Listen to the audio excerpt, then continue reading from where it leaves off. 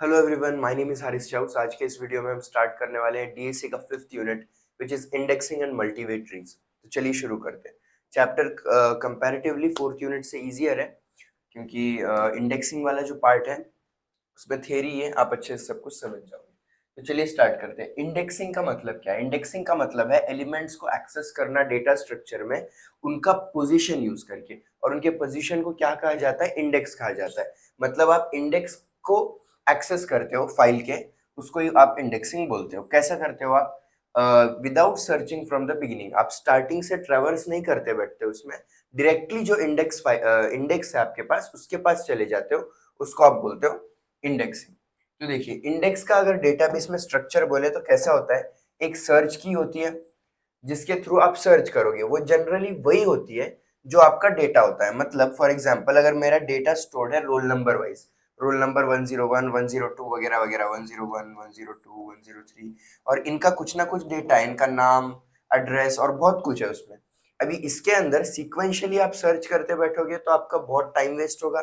तो उससे अच्छा आप क्या करते हो, एक सेपरेट इंडेक्स फाइल होती है आपकी, जिसके अंदर इसी को आप जो है रखते हो यहाँ पे सर्च की बना के 101, 102, 103, 104, और आप इसके अंदर सर्च करते हो।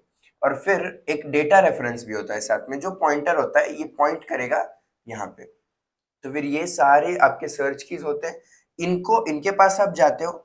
फॉर एग्जाम्पल, मुझे अगर 103 का डेटा चाहिए तो मैं 103 के पास यहाँ पे जाता हूँ इंडेक्स फाइल में, और ये पॉइंट करता है फिर वो डेटा को। तो यहाँ पे ट्रेवर्स नहीं करना पड़ता, कुछ नहीं करना पड़ता, आप इंडेक्स से डायरेक्टली डेटा के पास जा सकते हो। ठीक है, तो इस तरीके का ये होता है, की होती है और उसकी वैल्यू। उसके बाद एट्रीब्यूट्स की अगर बात करें तो सबसे पहला है एक्सेस टाइप्स। तो एक्सेस टाइप्स जो है दो टाइप के होते हैं जनरली। एक होता है वैल्यू बेस्ड, और दूसरा जो है वो होता है रेंज एक्सेस। एक वैल्यू बेस्ड एक्सेस और एक रेंज एक्सेस। वैल्यू बेस्ड का मतलब क्या है? आप डायरेक्टली वैल्यू देते हो कि मुझे ये रोल नंबर का 104 वाला डेटा चाहिए, तो आप डायरेक्टली वो 104 वाला पे आपको इंडेक्स फाइल लिखी जाती है। और रेंज एक्सेस में कैसा होता है? आप एक रेंज बोलते हो, मतलब मुझे कहीं 110 से लेके 115 के बीच में का कोई चाहिए, या फिर 110 से लेके 120 के बीच में का कोई चाहिए। तो आपको रेंज एक्सेस अगर ऐसा दे रहे हैं, आप कुछ रेंज दे रहे हो आप, तो फिर वो भी आप इंडेक्सिंग में कर सकते हो। फिर एक्सेस टाइम जो है वो रेफर करता है वो टाइम को जो आपको लगता है एक एलिमेंट को ढूंढने के लिए इंडेक्स फाइल के अंदर। फिर इंसर्शन टाइम, इंसर्शन टाइम भी वही है, डेटा आपको अगर कुछ इंसर्ट करना है तो क्या इंडेक्सिंग में चेंज होगा, क्योंकि आप जब इंसर्ट करते हो कोई चीज आपको सॉर्टेड ऑर्डर मेंटेन रखना पड़ता है। तो फिर आप कुछ इंसर्ट करते हो तो जो भी डेटा है उसको आपको वापस सॉर्टेड ऑर्डर में करना पड़ेगा, तो कुछ टाइम लगेगा। डिलीशन का भी सेम चीज है, डिलीट करने के बाद वापस सब कुछ मैनेज करना है। स्पेस ओवरहेड का मतलब इंडेक्स फाइल के लिए भी आपको सेपरेट स्पेस लगता है, उसका भी ओवरहेड होता है यहाँ पे। एडवांटेजेस की बात करें तो देखिए, फास्टर सर्च ऑपरेशंस होते हैं इसमें, सर्च करना काफी फास्ट हो जाता है। फिर क्विक एक्सेस टू रिकॉर्ड्स। देखिए, जब आपका लार्ज डेटा सेट है, बहुत बड़ा डेटा सेट है, तो आप डायरेक्ट फाइल में नहीं ढूंढ सकते, आपको एक इंडेक्स फाइल लगती है, और इंडेक्सिंग के थ्रू कोई भी डेटा आप इजीली एक्सेस कर सकते हो। तो जब लार्ज डेटा सेट होता है तो ये काफी यूजफुल होता है आपके लिए। रेंज क्वेरीज, देखिए यहाँ पे भी क्वेरी परफॉर्मेंस लिखा था, और रेंज क्वेरीज के लिए और सॉर्टेड आउटपुट्स के लिए बहुत ज्यादा एफिशिएंट है। रेंज क्वेरीज मतलब वही जो मैंने बताया, अगर मार्क्स से हमने सॉर्ट किया है लोगों को, मैंने लिख रहा हूँ यहाँ पे 70 से 80 मार्क्स के बीच में के कौन कौन है, वो आपको देखना है, वो सब आप इसमें देख सकते हो। फिर इसके बाद सीपीयू टाइम और डिस्क का जो इनपुट आउटपुट है, ये काफी रिड्यूस कर देता है इंडेक्सिंग। फिर डिसएडवांटेजेस की अगर बात करें तो देखिए, इंडेक्स फाइल के लिए आपको एक्स्ट्रा स्टोरेज लगता है, उसका स्पेस ओवरहेड होगा कुछ ना कुछ। फिर इंसर्ट डिलीट अपडेट के लिए भी आपको ओवरहेड लगता है, क्योंकि इनको जब आप करते हो इंसर्ट डिलीट अपडेट कुछ भी, तो इंडेक्स फाइल में भी आपको वो चेंज करना पड़ता है मतलब। फिर उसके बाद ये इनएफिशिएंट हो जाएगा अगर बहुत ज्यादा इंडेक्सेस क्रिएट हो जाएंगे, और हैश इंडेक्सेस जो है वो रेंज क्वेरीज के लिए सूटेबल नहीं होते। देखिए, हैशिंग में आप कैसा करते हो, एक हैश फंक्शन के थ्रू एक हैश वैल्यू आपको मिलती है, और डायरेक्टली आप उसे एक्सेस करते हो वो हैश वैल्यू को। तो एक स्पेसिफिक हैश वैल्यू मिलती है, वहां पे रेंज में काम हो सकता है क्या? मतलब 70 टू 80 की अगर आपकी रेंज है, उसमें आपको जाके देखना है, तो फिर आप हैश वैल्यू से कर सकते हो? नहीं कर सकते। तो रेंज क्वेरीज की में ये काम नहीं आता। फिर उसके बाद एप्लीकेशंस ऑफ इंडेक्सिंग अगर देखें तो सबसे पहला है डेटाबेसेस। MySQL, MongoDB वगैरह में ये अच्छे से यूज किया जाता है क्वेरीज ऑप्टिमाइज करने। फिर उसके बाद सर्च इंजिन्स पे हम यूज करते हैं वेब पेजेस को इंडेक्स देने। अगर वेब पेजेस को आप इंडेक्स करोगे तो इजीली वो वेब पेजेस आप रिट्रीव कर सकते हो। फिर उसके बाद है फाइल सिस्टम्स में भी यूज किया जाता है, लोकेट करना वगैरह फाइल्स अगर आपको करना है तो। कंपाइलर्स भी यूज करते हैं सिंबल टेबल्स के लिए। फिर बिग डेटा सिस्टम्स जैसे हडूप और स्पार्क, ये बिग डेटा सिस्टम्स होते हैं, बहुत सारे डेटा मैनेज करने के लिए ये सॉफ्टवेयर्स यूज किए जाते हैं, हडूप और स्पार्क। तो डेटा एक्सेस वहां पे आपको करना है अगर इम्प्रूव, तो आप इंडेक्सिंग का यूज करोगे। देन इंडेक्सिंग टेक्निक्स पे अगर हम बात करें तो देखिए ये भी मेथड्स ऑफ ऑर्गेनाइजिंग डेटा है। आपको अच्छे से इंसर्शन डिलीशन वगैरह देने के लिए ये स्पेशली इंपॉर्टेंट होते हैं कहाँ पर, लार्ज डेटा सेट्स में या डिस्क स्टोरेज सिस्टम में, रैम में नहीं, बल्कि आपको जब डिस्क पे काम करना है, बहुत ज्यादा आपका डेटा है, तब आप इन्हें यूज करोगे। तो सबसे पहला जो है वो है प्राइमरी इंडेक्सिंग टेक्निक। इसके अंदर सिंपल क्या होता है, एक प्राइमरी इंडेक्स होता है, एक प्राइमरी इंडेक्स फाइल होती है आपकी, और ये आपकी डेटा फाइल होती है। आप क्या करते हो, यहाँ पे कुछ सर्च कीज रखते हो और वो सर्च कीज आपको लेकर जाते हैं डेटा फाइल में, और वहां आपको जो डेटा चाहिए वो ले लेते हो। फॉर एग्जाम्पल यहाँ पे देखिए मुझे ये वाला जो पार्ट है, ये वाला डेटा 11AS30 ये एक्सेस करना है। तो फर्स्ट थिंग फर्स्ट, मैं यहाँ पे चेक करूंगा प्राइमरी इंडेक्स के अंदर कि ये कहाँ पर है, या तो इसके इक्वल या उससे जस्ट छोटी मुझे कोई ना कोई वैल्यू यहाँ पर चाहिए। लेट्स से कि मुझे ना ये एक्सेस करना है 11AS32, तो मैं क्या करूंगा, यहाँ से स्टार्ट करूंगा, यहाँ देखूंगा उससे छोटी या उसके इक्वल कोई वैल्यू है क्या। हाँ, तो ये वैल्यू मुझे मिल जाती है 11AS30, ये रजिस्टर्ड नंबर मिल गया। अब यहाँ से मैं यहाँ पे चला जाऊंगा ये वाले ब्लॉक के अंदर, और ये ब्लॉक से फिर मैं देखते हुए ट्रेवर्स करते हुए 11AS32 पे आ जाऊंगा। ट्रेवर्स तो नहीं करते आप इसमें, लीनियर सर्च यूज नहीं होता एक्चुअली, यहाँ पे आप बाइनरी सर्च का यूज करते हो। और बाइनरी सर्च का यूज करने की वजह से ये देखो, अज्यूम करो कि ये डेटा फाइल है, ठीक है, हम इंडेक्सिंग अगर यूज नहीं कर रहे और डेटा फाइल में 300 आइटम्स है, तो इसका जो फॉर्मूला होता है वो होता है log to the base two, log n to the base 2 plus 1। तो अज्यूम करो कि यहाँ पे कुछ 300 डेटा का हमारे पास रिकॉर्ड है, ठीक है। तो अगर हम बाइनरी सर्च यूज कर रहे हैं तो log ऑफ 300 प्लस 1, इसका आंसर कुछ करीब 9 क्या आता है, ठीक है, अप्रोक्सीमेटली 9 इसका आंसर आता है। तो जिसका मतलब है कि आपको 9 एक्सेस लगेंगे, 9 बार आपको एक्सेस करना पड़ेगा, तब जाके आपको यहाँ पे डेटा मिलेगा।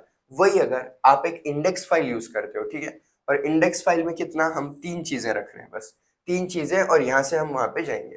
तो अगर ऐसा कुछ है तो आपका जो फॉर्मूला हो जाएगा वो हो जाएगा, ये 2 होना चाहिए एक्चुअली, प्लस 1, इसका भी आंसर कुछ करीब 3 क्या आता है गेस, ठीक है। तो इस तरीके से आपको दिख रहा है कि यहाँ पे आपको नंबर ऑफ एक्सेस कम हो जा रहे हैं, यहाँ पे कितने ज्यादा आपको नंबर ऑफ एक्सेस लग रहे हैं।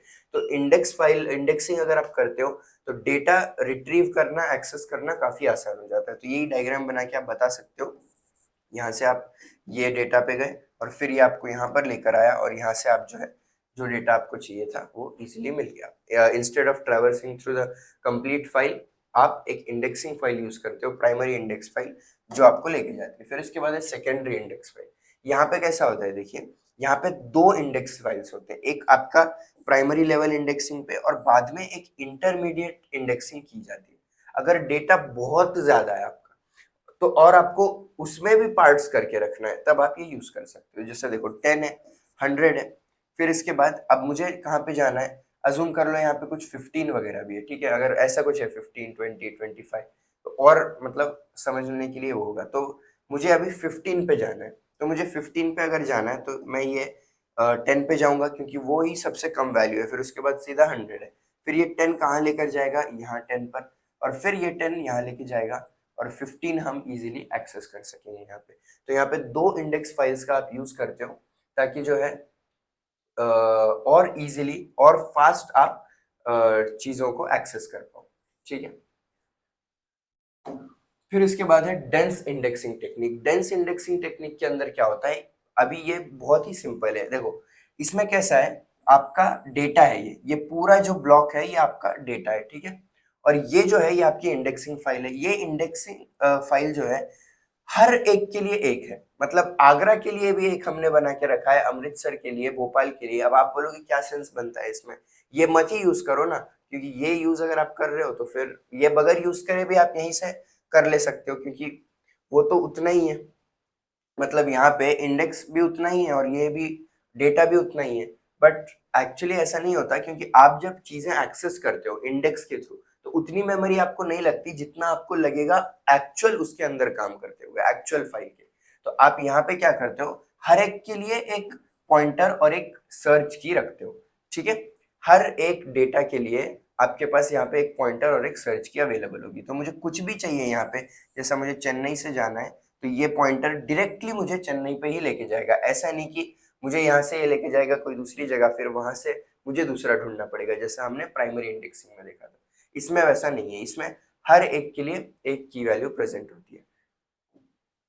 अब स्पार्स इंडेक्सिंग टेक्निक में वैसा नहीं होता। स्पार्स इंडेक्सिंग टेक्निक में कैसा है, आप एक एक रखते हो थोड़ों के लिए। जैसा अभी मुझे अमृतसर अगर एक्सेस करना है तो फिर ये आगरा मुझे कहाँ पे लेके जाएगा, ये मुझे लेके जाएगा आगरा पर, फिर यहाँ से मुझे अमृतसर को एक्सेस करना पड़ेगा आगे जाके। फिर यहाँ से भी देखिए, अगर बड़ौदा मुझे एक्सेस करना है तो यहाँ पे डेंस इंडेक्सिंग में कैसा था, वहां पे डायरेक्टली मुझे बड़ौदा के लिए एक स्पेशल की मिल रही थी, यहाँ पे एक इंडेक्स बड़ौदा के लिए था। तो जब मैं यहाँ पे आता तो ये मुझे डायरेक्टली डेटा के पास लेके जाता था, लेकिन यहाँ पर वैसा नहीं है। ये हमको क्या है, आधा लेकर जाएगा, फिर हमको खुद से आगे जाना पड़ेगा। तो इस तरीके से जो है इसमें स्पार्स इंडेक्सिंग टेक्निक के अंदर काम होता है। चीज वही है, क्योंकि आप बाइनरी सर्च ही यूज करते हो, आप लीनियर सर्च का यूज नहीं करते। तो log n to the base 2 plus 1 axes आपको लगेंगे अगर आपको करना है। फिर अभी क्लस्टरिंग इंडेक्सिंग टेक्निक क्या है, इसके अंदर डेटा जो है आपका इस तरीके से होता है। फॉर एग्जांपल आप डेटा स्टोर कर रहे हो लोगों के डेजिग्नेशन के बेसिस पे, तो जिनका डेजिग्नेशन सेम है, यहाँ पे अगर उनकी कोई वैल्यू सेम होती है, जैसा रोल नंबर हम सबका डिस्टिंक्ट लिखते हैं प्राइमरी इंडेक्सिंग में वगैरह, यहाँ पे अगर आप सेम रख रहे हो उनका, जैसा कोई बंदा है उसका डेजिग्नेशन 1 है, इसका भी डेजिग्नेशन 1 है, इसका भी 1 है, सबका सेम है, तो ऐसे पॉइंट पे आप यूज करते हो क्लस्टरिंग इंडेक्सिंग टेक्निक। और इसमें और एक चीज है कि डेटा जो है सब कुछ सॉर्टेड ऑर्डर में होना चाहिए यहाँ पे, और वो डेटा खुद से सॉर्ट हो जाता है। अभी देखो ये पॉइंटर है, जो किसको पॉइंट कर रहा है, ये ब्लॉक को पॉइंट कर रहा है, रिकॉर्ड को पॉइंट नहीं कर रहा। यहाँ पे ब्लॉक्स बना दिए जाते हैं आसपास के वैल्यूज के। ऐसा नहीं है कि 1 के लिए आपने सेपरेट ब्लॉक बनाया, 2 के लिए सेपरेट बनाया, इसमें आप सब कुछ ऐसा क्लस्टर कर देते हो, ऐसा आप समझ सकते हो। तो देखो ये 1 किसको पॉइंट करेगा, ये 1 को पॉइंट कर रहा है, और फिर ये 2 किसको पॉइंट कर रहा है। अब आप बोलोगे ये भी क्यों 1 को पॉइंट कर रहा है, तो ये वहां पॉइंट करते हैं जहां पे उनकी फर्स्ट वैल्यू स्टार्ट हो रही है। जैसा 1 यहाँ से स्टार्ट हो रहा है तो यहाँ किया, फिर 2 यहाँ से स्टार्ट हो रहा है, यहाँ 3 यहाँ से स्टार्ट हो रहा है, फिर 4 भी यहाँ से स्टार्ट हो रहा है। इस तरीके से जो है क्लस्टर्ड इंडेक्स का यूज किया जाता है। अब हम जाते हैं अगले पॉइंट पे, विच इज मल्टीवे ट्रीज। तो देखिए मल्टीवे सर्च ट्री अब हम देखने वाले हैं। अभी तक हम बाइनरी सर्च ट्री देखते थे जहाँ पे सिर्फ 2 नोड्स रहते थे एक हर नोड के, यहाँ पे कितने भी नोड्स हो सकते हैं। तो ये क्या है, एक जनरलाइजेशन है बाइनरी सर्च ट्री का, where each node can have more than 2 children. अभी तक बस 2 चिल्ड्रन देखते थे। तो अभी देखिए ये एक एग्जांपल है, ये जो एग्जांपल है ये एग्जांपल है एक बी ट्री का, ठीक है। हम B tree B plus tree आगे अच्छे से देखने वाले हैं। तो देखिए इसके अंदर कैसा होता है, देखो ये आप देख सकते हो यहाँ पे 3 नोड स्टोर्ड है और उनके चाइल्ड नोड्स यहाँ पे आपको 4 दिखाई दे रहे हैं। तो इस तरीके का यहाँ पे ट्री दिखाई देता है। यहाँ पे क्या बोला गया है, hear each node can have at most 4 nodes. अब हर नोड अगर 4 नोड्स रख सकता है तो इसका जो ऑर्डर है वो 4 है हमारा। अगर ऑर्डर 4 का ट्री है आपका तो इसका मतलब होता है कि वो एटमोस्ट 4 चिल्ड्रन स्टोर कर सकता है। और खुद के कीज कितने स्टोर कर सकता है, वो स्टोर कर सकता है m-1 कीज। मतलब आप एटमोस्ट 3 कीज यहाँ पे स्टोर कर सकते हो, एटमोस्ट 3 की स्टोर कर सकते हो, और 4 चिल्ड्रन स्टोर कर सकते हो अगर ऑर्डर आपको 4 दिया हुआ है, या कुछ भी अगर ऑर्डर 3 दिया होता तो आप कीज कितने स्टोर कर सकते, सिर्फ 2, और 3 उसमें नोड्स आप स्टोर कर सकते हो, चाइल्ड नोड्स। ओके, तो इस तरीके का एग्जाम्पल होता है। और देखिए क्या होता है चीजें इसमें, ये देखिए जैसे कि आप देख सकते हो ये f है, ठीक है। अब ये उसका ये है, यहाँ से लेफ्ट में उससे छोटी वैल्यूज होंगी और राइट में जो है उससे बड़ी वैल्यूज होंगी। आप ऐसे लिख सकते हो नोड डॉट चाइल्ड 0, ये कम होता है नोड डॉट की 0 से, और ये भी छोटा होता है नोड डॉट चाइल्ड 1 से। तो इसका मतलब क्या है, आपका जो राइट सब ट्री है वहां की जो वैल्यू है वो बड़ी होगी और यहाँ की जो वैल्यू है वो कम होगी। तो हर जगह वही दिखेगा आपको, जैसे कि यहाँ पे अगर W है, ठीक है, तो ये W के राइट में आप बड़ी वैल्यूज देखोगे XYZ, और ये W के लेफ्ट में देखो उसकी छोटी वैल्यूज देखोगे ST। और वही अगर Q के लिए देखिए तो Q का ये राइट है, तो यहाँ पे आप बड़ी वैल्यूज देख रहे हो Q की। इस तरीके से इसमें होता है। अभी बी ट्री हम इन डेप्थ देखेंगे तो आपको और अच्छे से समझ आएगा। तो देखिए ये क्या है, एक self balancing multiway search tree है, जहाँ पे आप सॉर्टेड डेटा का यूज करते हो, डेटा स्टोर करते हो, और एफिशिएंट सर्चिंग, इंसर्शन, डिलीशन वगैरह लगा देते हो जब डेटा आपका डिस्क पे स्टोर किया जाता है या कोई एक्सटर्नल मेमोरी पे। अब क्यों ऐसा बोला जा रहा है यहाँ पे डिस्क या एक्सटर्नल मेमोरी, क्योंकि ये बहुत बड़े डेटा के साथ काम करता है बी ट्री, इसलिए डिस्क में वगैरह होगा तो आप यूज कर सकते हो। बी ट्री का क्यों यूज करना चाहिए, तो देखिए बाइनरी सर्च ट्रीज के अंदर ट्री आपका अनबैलेंस्ड बन सकता है और फिर वो big O of N time complexity लेगा। यहाँ पे कैसा है, मेंटेन्स दिस मेंटेन्स बैलेंस, और जो आपकी टाइम कॉम्प्लेक्सिटी है वो big O of log N रहने की कोशिश करती है ट्री। फिर उसके बाद बेसिक प्रॉपर्टीज की बात करें तो देखिए एट मोस्ट m चिल्ड्रन हो सकते हैं एक ट्री, ठीक है, वही मैंने आपको बताया। अगर ऑर्डर आपको दिया हुआ है जो भी, अगर आपका जो ट्री है वो ऑफ ऑर्डर 5 है, तो एटमोस्ट उसके 5 चिल्ड्रन रह सकते हैं, और खुद के कीज उसके कितने होंगे, 5 - 1 मतलब 4। तो 4 कीज उसके अंदर होंगे और 5 चाइल्ड नोड्स दिखेंगे। हर node except root it has at least m/2 children, मतलब एटलीस्ट हर नोड के m/2 चिल्ड्रन रहेंगे। अब आप बोलोगे ये क्या गलत बात है, लीफ नोड के तो कोई चाइल्ड नोड्स ही नहीं होते। तो देखिए इसके चाइल्ड नोड्स अगर नहीं भी है ना, तो आप कितने रख सकते हो वो देखते हो। जैसा एटलीस्ट यहाँ पे बोला है m/2।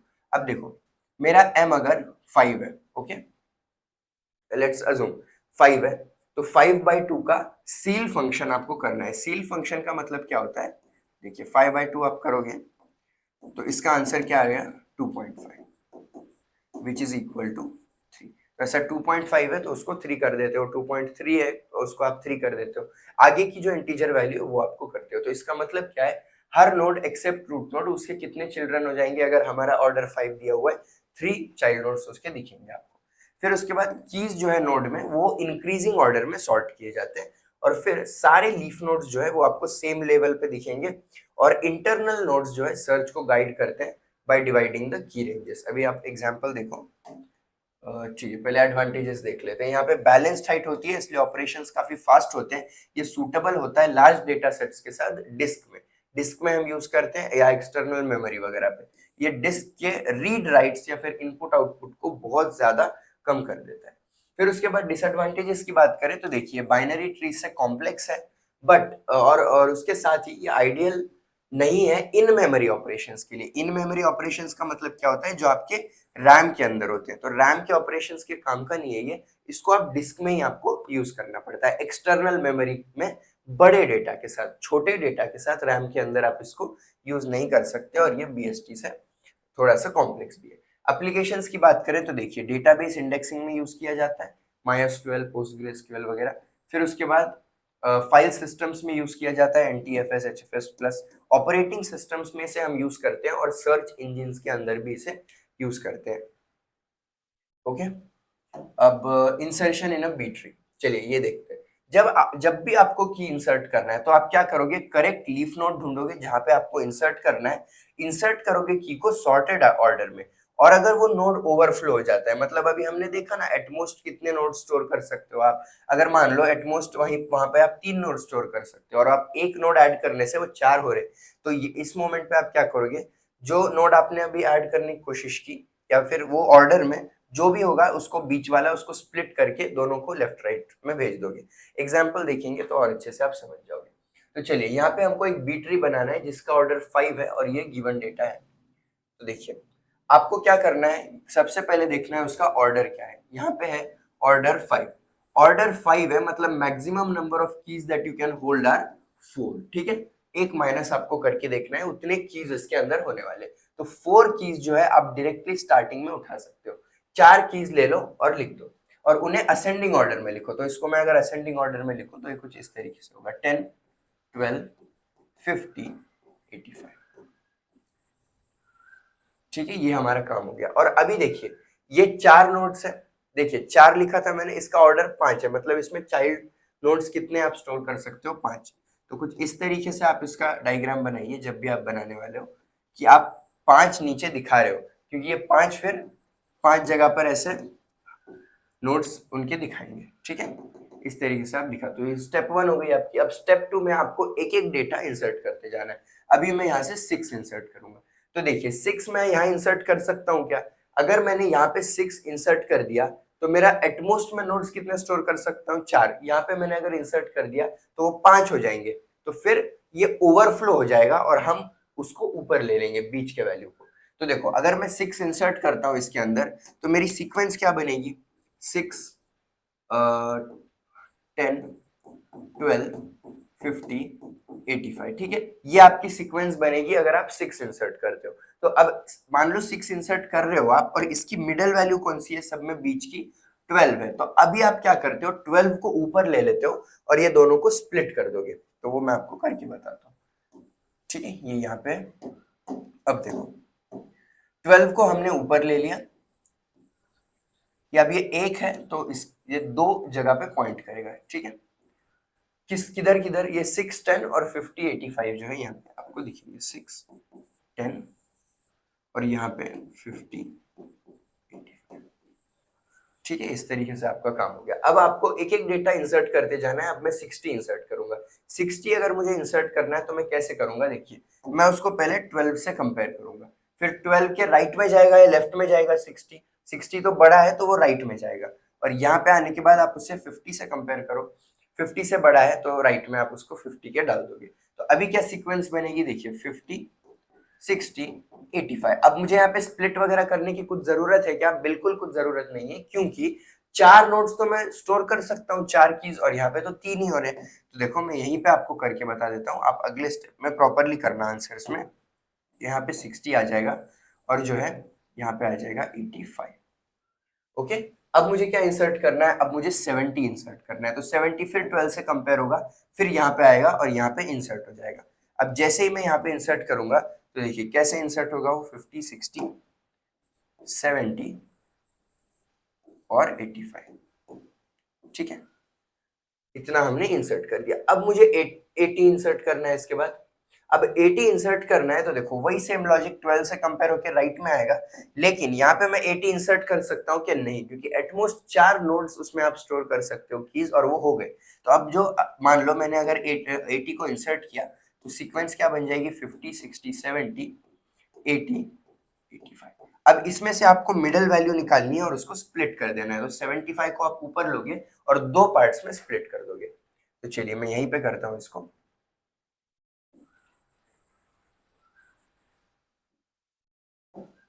ठीक है। और एक चीज, अब 70 को आप ऊपर ले रहे हो, ऊपर ले रहे हो मतलब कहां पे लोगे, आप इसको इसके साथ जोड़ दोगे। ठीक है, मैं अलग ही करता हूँ इसको इसके आगे। ठीक है, अब इसकी अगली स्टेप हम कर रहे हैं, 70 को हम ऊपर ले रहे हैं, ऊपर लेके 2 जगह में स्प्लिट कर रहे हैं। तो देखिए 12 आपका एज इट इज यहीं पर रहेगा, 12 के साथ अब 70 आ जाएगा, ठीक है। 2 नोट्स हो गए अभी, और 2 नोट्स अगर है तो ये कितनों को पॉइंट करेंगे, 3 नोट्स को। देखिए 1 2 3। तो अब 12 के पहले के जो जो वैल्यूज है लिख दो, यहाँ पे थे 6 और 10। फिर उसके बाद देखिए 12 के बाद लेकिन 70 के पहले, तो 12 और 70 के बीच में कौन कौन है, यहाँ पे 50 और 60 थे, तो यहाँ पे लिख दो आप 50 और 60। फिर इसके बाद मुझे 80 और 85 यहाँ पे इंसर्ट करना पड़ेगा। तो इस तरीके से जो है आपने डेटा यहाँ पे इंसर्ट कर दिया। अब क्या करना है, 80 भी हो गया, अब 37 इंसर्ट करना है। तो देखो 12 के बाद आएगा, कंपेयर करो आप, 12 से कंपेयर करो, फिर 12 के बाद आएगा, 70 के पहले आएगा, ठीक है। तो मतलब आपकी जो वैल्यू आने वाली है 37, ये बीच में जाएगी यहाँ पे। तो आप अगर यहाँ पे इंसर्ट करते हो तो डायरेक्टली आप इंसर्ट कर सकते हो 37 50 60। इस तरीके से आपका डेटा यहाँ पे स्टोर हो जाएगा। अब मुझे 100 इंसर्ट करना है, तो मैं फिर कंपेयर करूंगा 12 70 से, और ये 70 के राइट में जाएगा क्योंकि 70 से बड़ी वैल्यू है। तो 100 भी जो है हम यहाँ पे डायरेक्टली इंसर्ट कर सकते हैं। फिर 120, देखिए आप ऐसा डायरेक्टली नहीं इंसर्ट करना, हर एक नेक्स्ट स्टेप है। ये ट्री आप फिर से बनाओगे और फिर उसमें 100 इंसर्ट करोगे। मैं बस एक्सप्लेन कर रहा हूँ इसलिए बता रहा हूँ वैसे। फिर उसके बाद 100 कर दिया, अब 120 इंसर्ट करना है।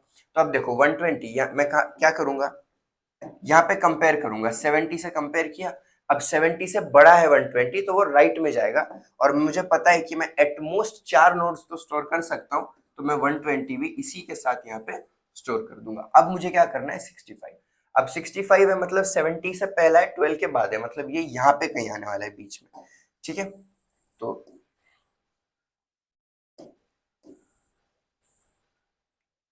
ओके, तो देखिए 37, 50, 60 और तो 65 भी मैं इसी के साथ रख देता हूँ,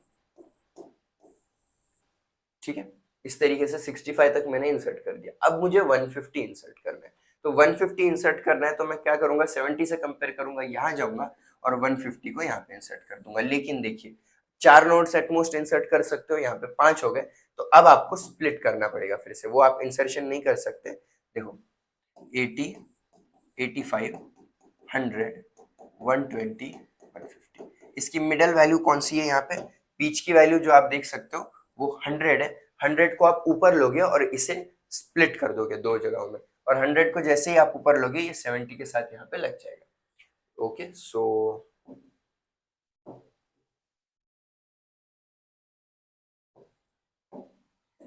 ठीक है, इसको मैं साइड करता हूँ। चलिए इसकी अगली स्टेप है अभी, इसी की अगली स्टेप, तो मैं ट्री फिर से बना रहा हूँ। देखिए 1270 और 1270 के साथ कौन आएगा, आप 100 जो हमने ऊपर भेजा, तो ये 100 जो है हमने ऊपर भेजा तो इसके साथ लग जाएगा यहाँ। और फिर अब देखिए 3 है तो ये 4 में स्प्लिट होगा। 3 नोड्स, 3 कीज अगर स्टोर कर रहे हो तो आप 4 चाइल्ड नोड स्टोर कर सकते हो इसमें। ओके, तो 12 के पहले की कौन सी वैल्यूज थी, 6 और 10, फिर उसके बाद 37, 50, 60 और 65, इतनी वैल्यूज थी। फिर उसके बाद देखिए 80, 85 लेफ्ट में, 120, 150 राइट में, तो 80, 85 लेफ्ट में, 120, 150 राइट में।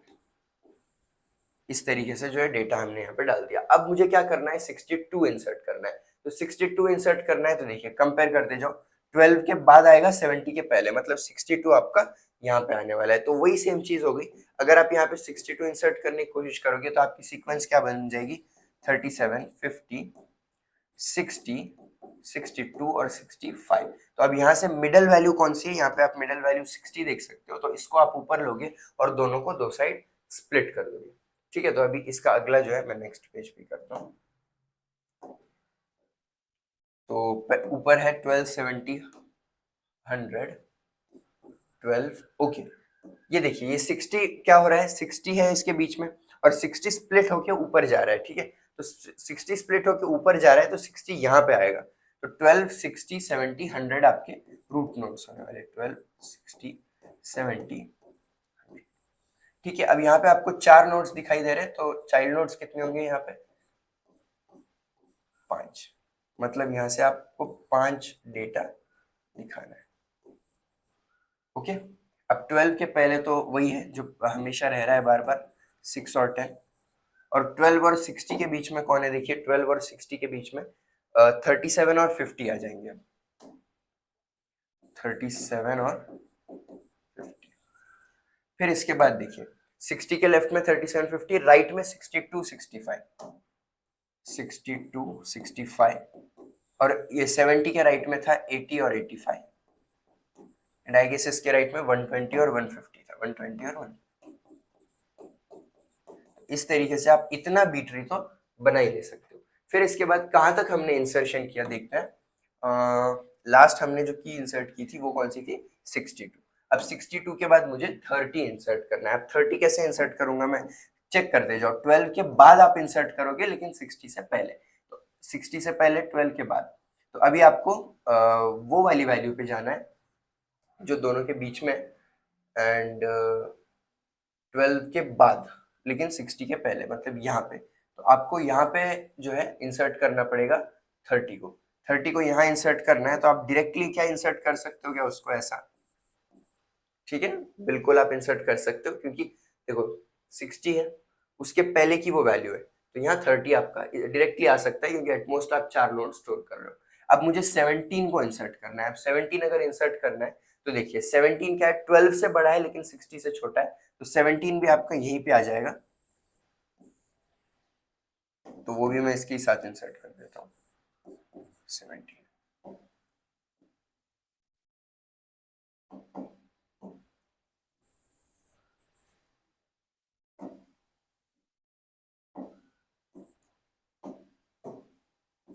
ठीक है, यहाँ तक हमने इंसर्शंस कर दिए। अभी 17 तक आ गए। अब मुझे 15 इंसर्ट करना है, मतलब 12 के आगे 60 के पहले। अब मैं अगर 15 यहाँ पे इंसर्ट करूंगा तो 4 से ज्यादा नोड्स हो जाएंगे, तो फिर वही सीक्वेंस लिखते हैं 15, 17, 30, 37, 50। तो अब बीच वाली जो नोड है उसको ऊपर लो और दोनों में स्प्लिट कर दो। अब मैं अगर इसको ऊपर लेता हूँ, ठीक है, अब मैं ये 30 को लेके जाके यहाँ लेके जाऊंगा, तो फिर यहाँ भी प्रॉब्लम हो जाएगी फिर से, क्योंकि अगर मैं यहाँ पे 30 लेके जाता हूँ तो यहाँ पे भी 5 नोट्स हो जाएंगे, एटमोस्ट हम 4 ही स्टोर कर सकते हैं। तो सीक्वेंस क्या बनेगी, देखिए 12, 30, 60, 70, 100।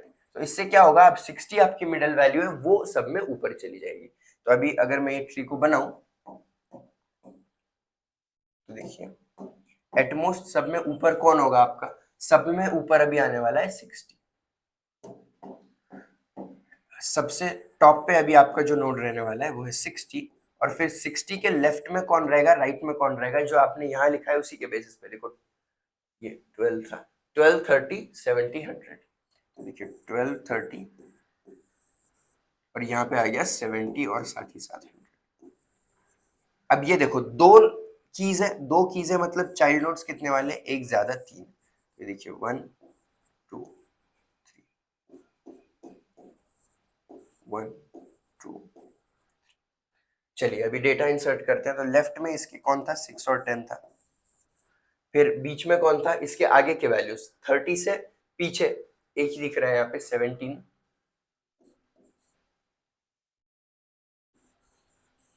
फिर उसके बाद 30 के आगे कौन कौन है, 37 और 50, 37 और 50। और यहाँ पे कौन आएगा, 62 और 65। फिर उसके बाद कौन है, 80 और 85। फिर उसके बाद कौन है, 120 और 150। राइट में बड़ी वैल्यू, लेफ्ट में छोटी वैल्यू। ठीक है, तो इस तरीके से इतना ट्री हमने बना दिया। अब कौन कौन इंसर्ट करना है, देखिए अब मुझे 15 इंसर्ट करना है। 15 कहाँ पे मैं इंसर्ट करूंगा, 60 से कंपेयर करूंगा, लेफ्ट में जाऊंगा, 12 और 30 के बीच में आपका 15 आने वाला है। तो 15 जो है इसके साथ आपका डायरेक्टली जुड़ जाएगा। फिर इसके बाद मुझे अब 28 इंसर्ट करना है, तो 60 से कंपेयर करूंगा, लेफ्ट में जाऊंगा, 28 मतलब फिर यहीं पे इंसर्शन करना है। यहीं पे अगर इंसर्शन करना है तो मैं यहीं आपको दिखा देता हूँ, इसको थोड़ा हटा के 15, 17 और साथ में आ जाएगा 28। ओके, इस तरीके से आप इंसर्शन यहाँ पे कर दोगे। फिर उसके बाद क्या इंसर्ट करना है मुझे, 75। तो 60 से कंपेयर करूंगा, मैं राइट में जाऊंगा 75 के लिए, 70 के बाद 100 के पहले। तो 70 के बाद 100 के पहले मतलब इंसर्शन आपका ये बीच में होने वाला है। चलिए बीच में हम इंसर्शन करते हैं, इसको थोड़ा साइड रखिए। 80 और 85 है ना, और इंसर्ट क्या करना है, 75। तो 75 आपको यहाँ पे आ जाएगा इस तरीके से, और ये जो है ये पॉइंट करेगा इसको ऐसा। और फिर इसके बाद यहाँ का जो पॉइंटर है इसको मैं इससे जोड़ देता हूँ।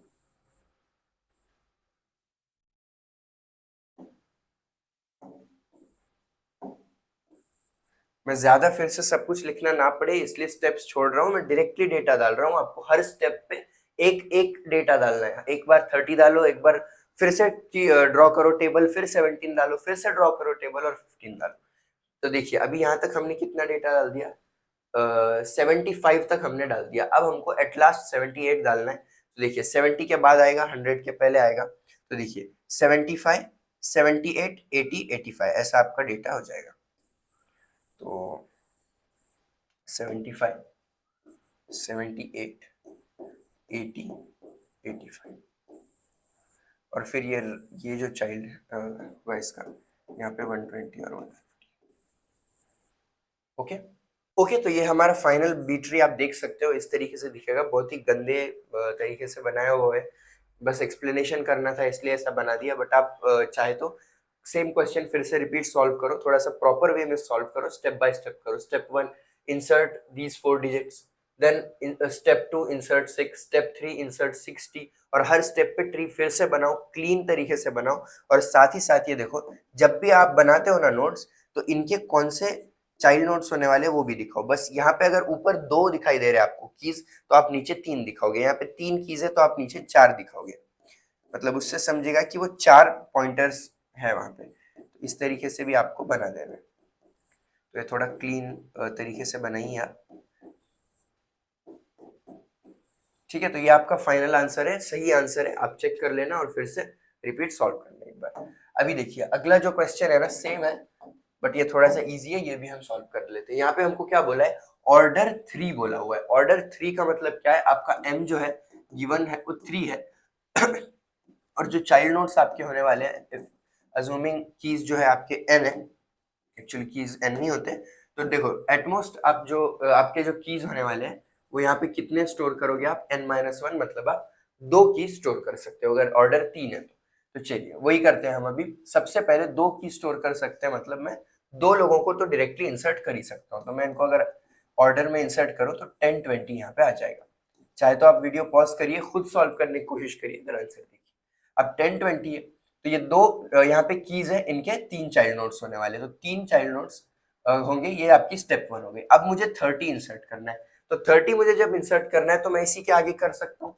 तो देखो क्या हो जाएगी सीक्वेंस, 10-20-30। लेकिन एटमोस्ट 2 ही नोट्स आप रख सकते हो, तो यहाँ पे आप क्या करोगे, आप ये 20 को ऊपर लेके स्प्लिट कर दोगे। तो अगर मैं जैसे ही ये 20 को स्प्लिट करता हूँ, मेरा आंसर क्या आने वाला है यहाँ पे, ये देखिए 20 के लेफ्ट में 10 होगा और राइट में जो है 30 हो जाएगा।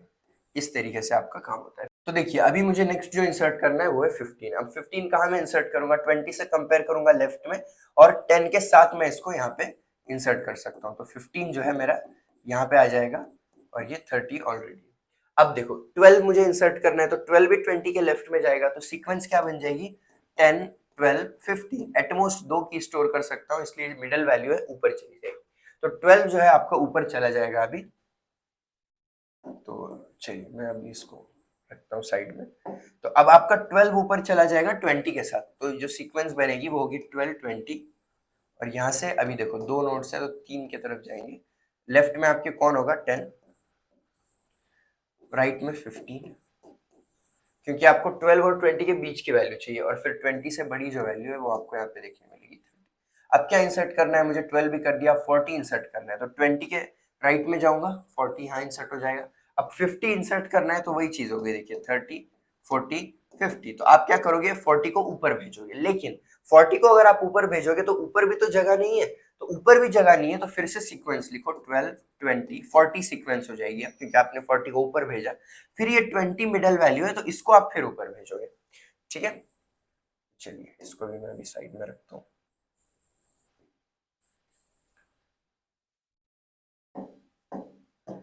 तो देखिए सब में ऊपर अभी कौन आने वाला है आपका, 20।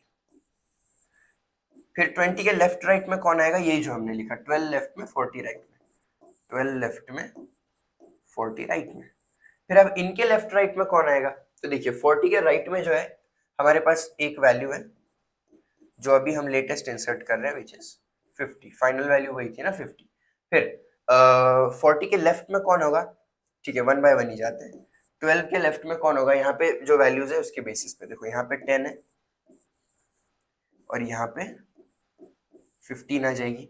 और 40 के लेफ्ट में कुछ लोग क्या गलती कर देते हैं, देखो 12 से उनको बड़ी वैल्यू चाहिए तो 15 भी ले लेंगे और साथ में 30 भी ले लेंगे, इसी के साथ ज्वाइन कर देते हैं। बट देखो 20 से छोटी वैल्यू होनी चाहिए वो, क्योंकि वो 20 का लेफ्ट नोड है ना। तो फिर जो भी छोटे वैल्यूज है वो यहीं पे आएंगे, मतलब आप 20 जो है आप कहाँ पे इंसर्ट करोगे, 30 आपको जब इंसर्ट करना है तो आप यहाँ पे इंसर्ट करोगे इस तरीके से, ठीक है।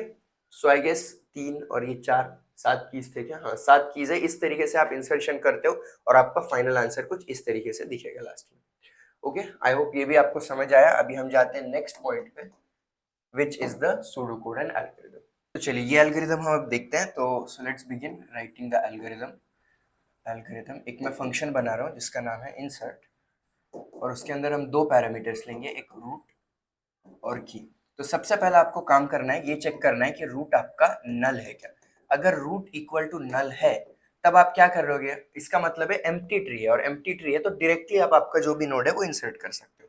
तो कैसे किया जाएगा देखिए, देन आपका जो रूट है उसको आप एक नोड अलोकेट करोगे, जो भी आपको अलोकेट करना है वो नोड। उसके बाद रूट जो है आपका लीफ नोड रहने वाला है, क्योंकि अभी कुछ है ही नहीं, अभी ब्लैंक है, उसमें आप एक नोड रख रहे हो तो वो नोड ऑब्वियसली लीफ नोड रहेगा। तो ये जो चीज है ये आप ट्रू रख दोगे।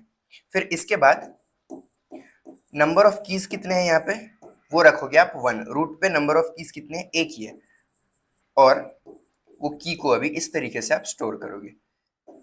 जो भी आपकी की है उसको हमने इसके अंदर स्टोर किया, की 0 रूट। और लास्ट में जैसे ही सब कुछ आपका इंसर्ट करना हो जाता है, आप रूट इस तरीके से इंसर्ट कर दो। ये किसके लिए, अगर रूट ना ले मतलब एम्प्टी आपका ट्री है तब आप बी ट्री में ऐसा इंसर्शन करते हो। लेकिन अगर एम्प्टी नहीं है तब आप क्या करोगे, तब आप स्टार्ट करोगे रूट से ट्रैवर्स करते हुए आओगे आप, और फिर जो है जहां पे भी इंसर्ट करना होगा आप वहां पे करोगे। तो ये टेम्प रूट मैंने लिखा।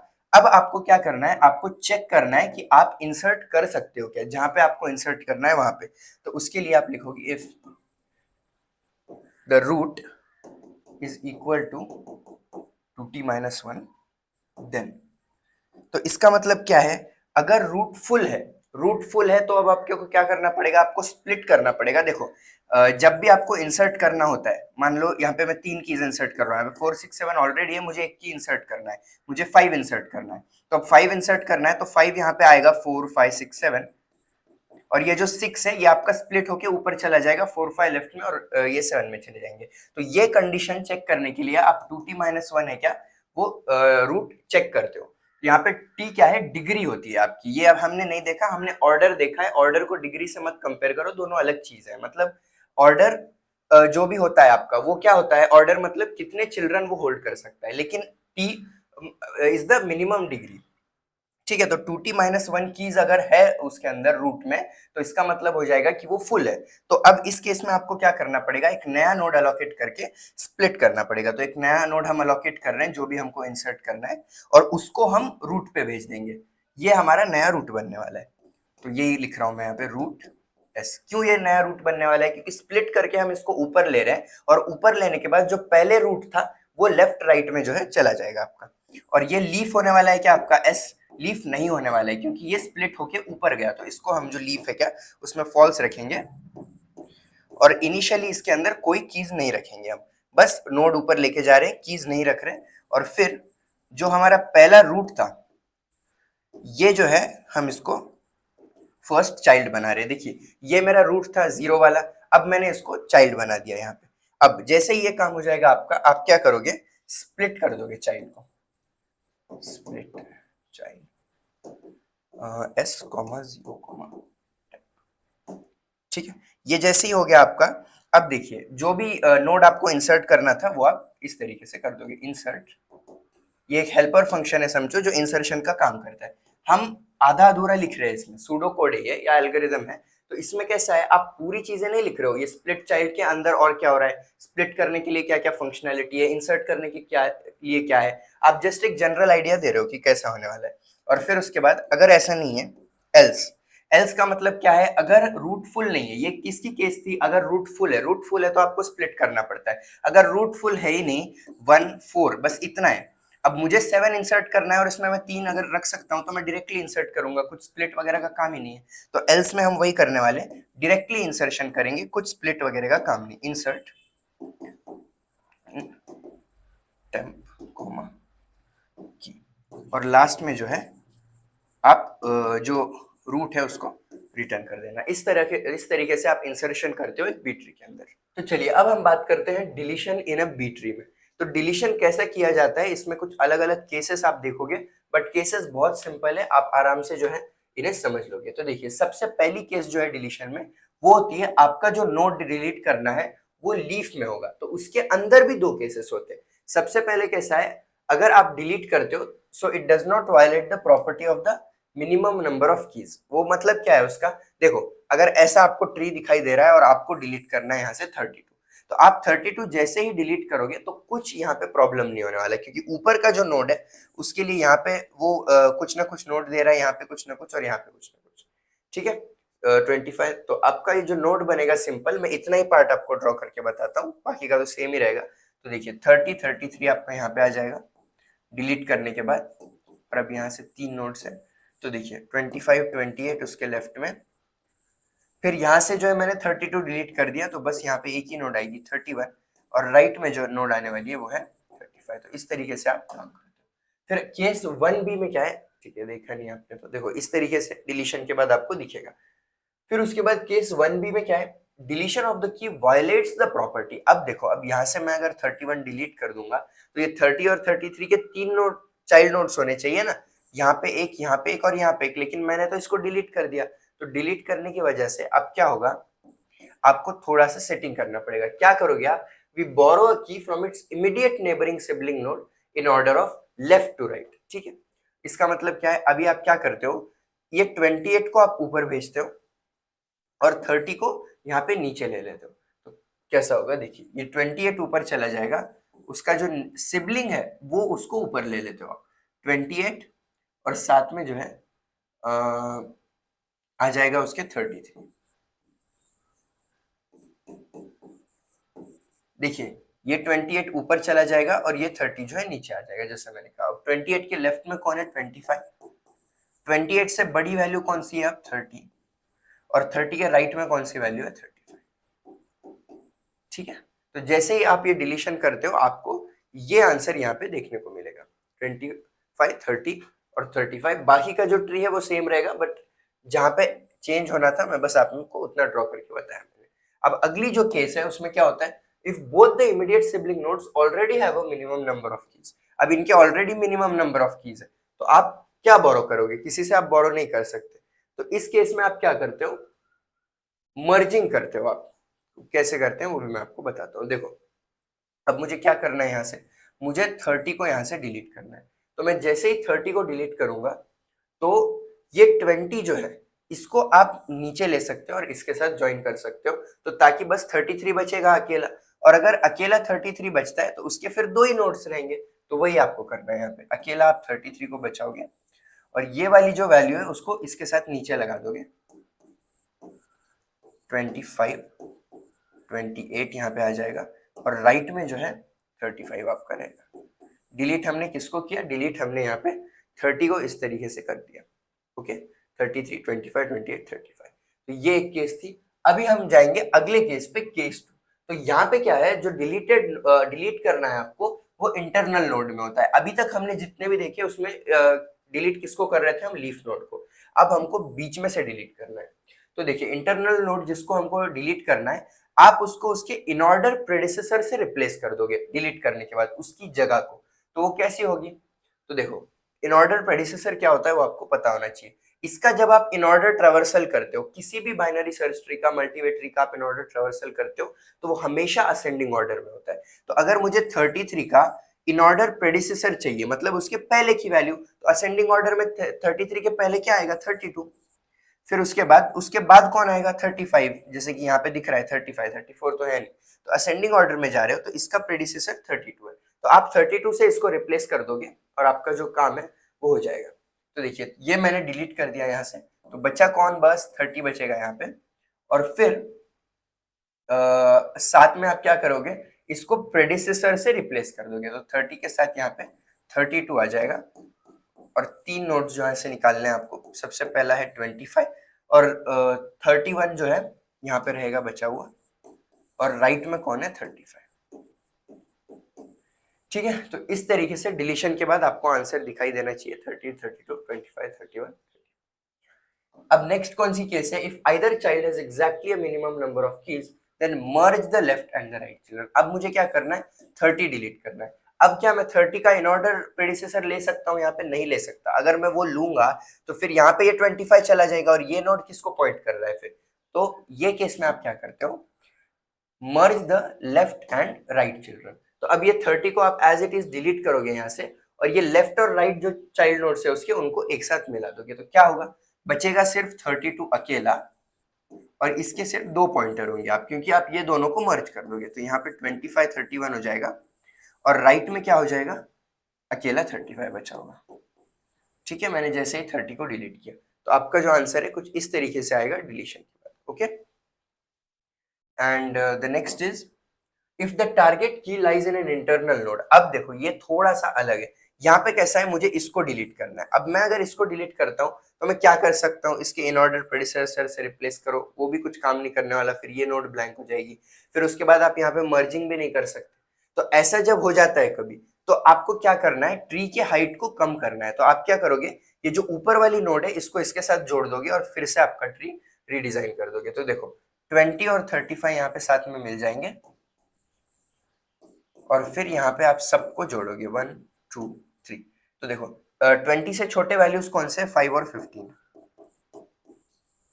फिर 20 और 35 के बीच में कौन है, 30 और यहाँ पे 70। ठीक है, तो इस तरीके से आपका फाइनल ट्री आपको देखने को मिलेगा। क्या करते हो आप, बस इसको नीचे लेके आते हो और फिर सारे वैल्यूज यहाँ से कनेक्ट कर देते हो। तो यहाँ पे 3 और 4 7 नोड्स थे, यहाँ पे भी 6 देख रहे हो आप, क्योंकि हमने 10 को डिलीट कर दिया। तो ये इस तरीके से हम डिलीशन करते हैं। चलिए अब इसका हम सूडो कोड देखते हैं, डिलीशन के लिए आप कैसा करोगे। ठीक है, तो first thing is we start writing the algorithm just like we did before. Algorithm delete, इसके अंदर जो मैं पैरामीटर्स रख रहा हूँ वो है टेम्प और सबसे पहले आपको क्या सर्च करना पड़ेगा, वो नोड या फिर वो की जिसको आपको डिलीट करना है। तो कहां से आप स्टार्ट करोगे, 1 से। अब देखो इसमें आप क्या सर्च कर रहे हो कि आप कोई करंट नोड के अंदर हो। ठीक है, 7 8 18 19। ठीक है, मुझे ये नोड के अंदर ट्रेवर्स करते हुए चेक करना है कि मेरी की इसमें प्रेजेंट है क्या, और अगर वो की प्रेजेंट होगी तो हम उसे डिलीट करेंगे। तो वो ट्रेवर्स करने के लिए आप कैसे करोगे, व्हाइल आई जो है वो smaller than equal to N temp. इसका मतलब क्या है, आई या तो छोटा होना चाहिए या इक्वल होना चाहिए लास्ट वाले वैल्यू के। मतलब आप कहां तक ट्रेवर्स करने वाले हो, यहां तक, इसके आगे आप नहीं जाते, फिर वो आउट ऑफ बाउंड्स एरर हो जाएगी। तो यहां तक आपको ट्रेवर्स करना है। और इसके साथ आपको एक दूसरी चीज देखना है विच इज, एक कोई की है वो ग्रेटर है की जो आपको चाहिए उससे। ठीक है, इसका मतलब क्या हो गया, इसका मतलब हो गया, अज्यूम करो कि मुझे चाहिए यहाँ पे 7 8 18। ठीक है, मैं अज्यूम कर रहा हूँ यहाँ पे मुझे 11 की फाइंड करना है। ओके, तो मैं ट्रेवर्सिंग यहाँ से चालू करूंगा। 7 11 के इक्वल है क्या, नहीं, 11 से छोटा है तो आगे जाओ, फिर 8 से कंपेयर करो, फिर आगे जाओ, नहीं है तो 18 से करो। अब क्या हो गया, 18 जो की आ चुकी है वो बड़ी है 11 से, तो इसका मतलब क्या है, इसके आगे जाने में कोई सेंस है ही नहीं, उससे बड़ी बड़ी कीज ही रहने वाली है आगे, तो 11 रहने का चांस ही नहीं है वहां पे। तो यहां तक ही आपको ट्रेवर्स करना है। ठीक है, इस तरीके से। फिर इसके बाद बस आप i+1 ऐसा लिख देना है।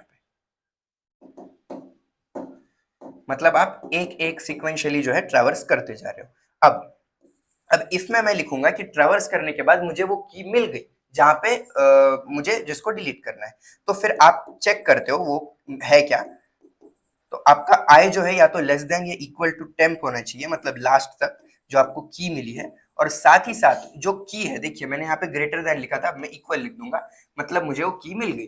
देखिए फॉर एग्जाम्पल मेरे को यहाँ पे 8 चाहिए। ठीक है, 8 चाहिए तो मैं 7 से कंपेयर करूंगा, फिर 8 पे जाऊंगा और 8 मुझे मिल गई, मतलब की इज इक्वल टू की हो गया। और ऐसा अगर होता है मतलब आपको की मिल गई, और की मिल गई तो आपका सिंपल काम है उसको डिलीट करने का। तो कैसे डिलीट करेंगे, देखिए ये आपने लिख दिया। अभी इसके अंदर और एक आपको इफ यूज करना पड़ेगा कि वो लीफ है या इंटरनल नोड है चेक करने के लिए। अगर लीफ नोड है तो डायरेक्टली डिलीट कर दोगे, इंटरनल नोड है तो आपको थोड़ी सी सेटिंग करना पड़ेगा। वैसे तो लीफ नोड में भी आपको सेटिंग करना पड़ेगा जैसा हमने देखा था, बट वो सब हम नहीं लिखेंगे, बस directly delete from leaf, delete from internal ऐसा लिख देंगे। क्योंकि आप पूरा लिखने जाओगे तो बहुत बड़ा कोड बनेगा, बस एक जनरल आइडिया आपको इसमें बतानी है। Okay, so if leaf temp equals true, then इसका मतलब क्या है, अगर आपका जो की है वो लीफ नोड पे प्रेजेंट है तब आप क्या करोगे, तब आप उसको डिलीट कर दोगे लीफ से, डिलीट फ्रॉम लीफ। जस्ट ऐसा समझो कि एक डिलीट फ्रॉम लीफ नाम का कोई हेल्पर फंक्शन है, आप उसको यहां से जो है इस तरीके से डिलीट कर दोगे। अब साथ में मैं एल्स लिखता हूँ, एल्स नेक्स्ट पेज पे लिखते हैं। एल्स का मतलब क्या है, अगर लीफ में नहीं है तो वो इंटरनल नोड रहने वाला है, तो मैं वही लिख दूंगा डिलीट फ्रॉम इंटरनल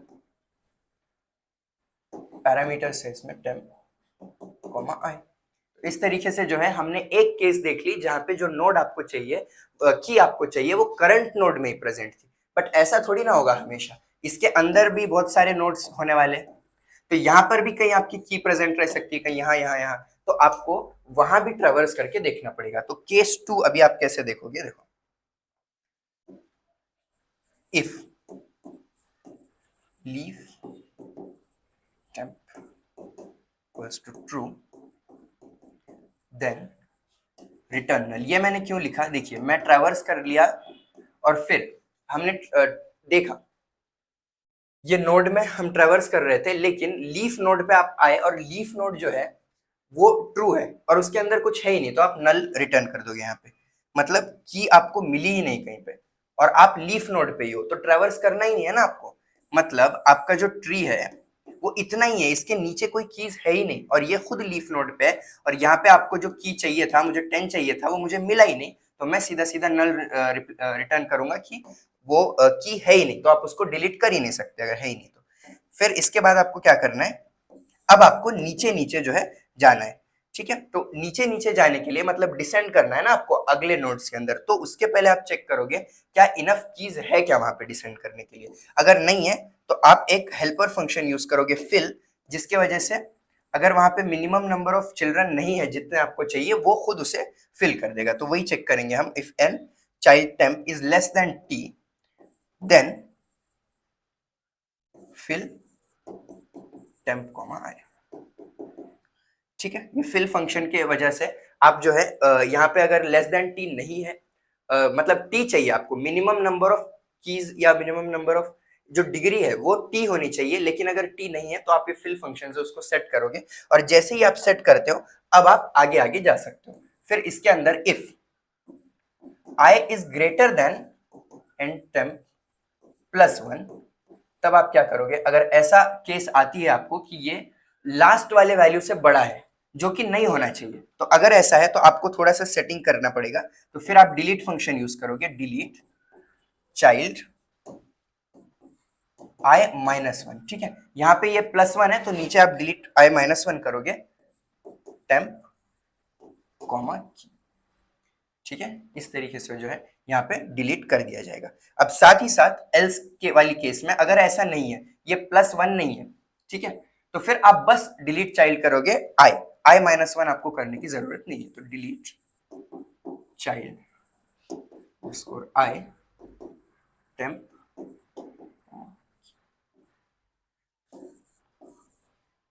इस तरीके से आप डिलीशन कर देते हो इसके अंदर। तो ये डिलीशन का सूडो कोड था। अब हम देखते हैं अगला टॉपिक विच इज सर्चिंग। चलिए अभी हम बात करते हैं searching in a B tree. तो सर्च ऑपरेशन बी ट्री में जैसा बाइनरी सर्च में वैसा ही होता है, बस the only difference is that वहां पे लेफ्ट और राइट चाइल्ड में आप ढूंढते थे, यहाँ पे एक एम वे चॉइस जो है आपकी होती है।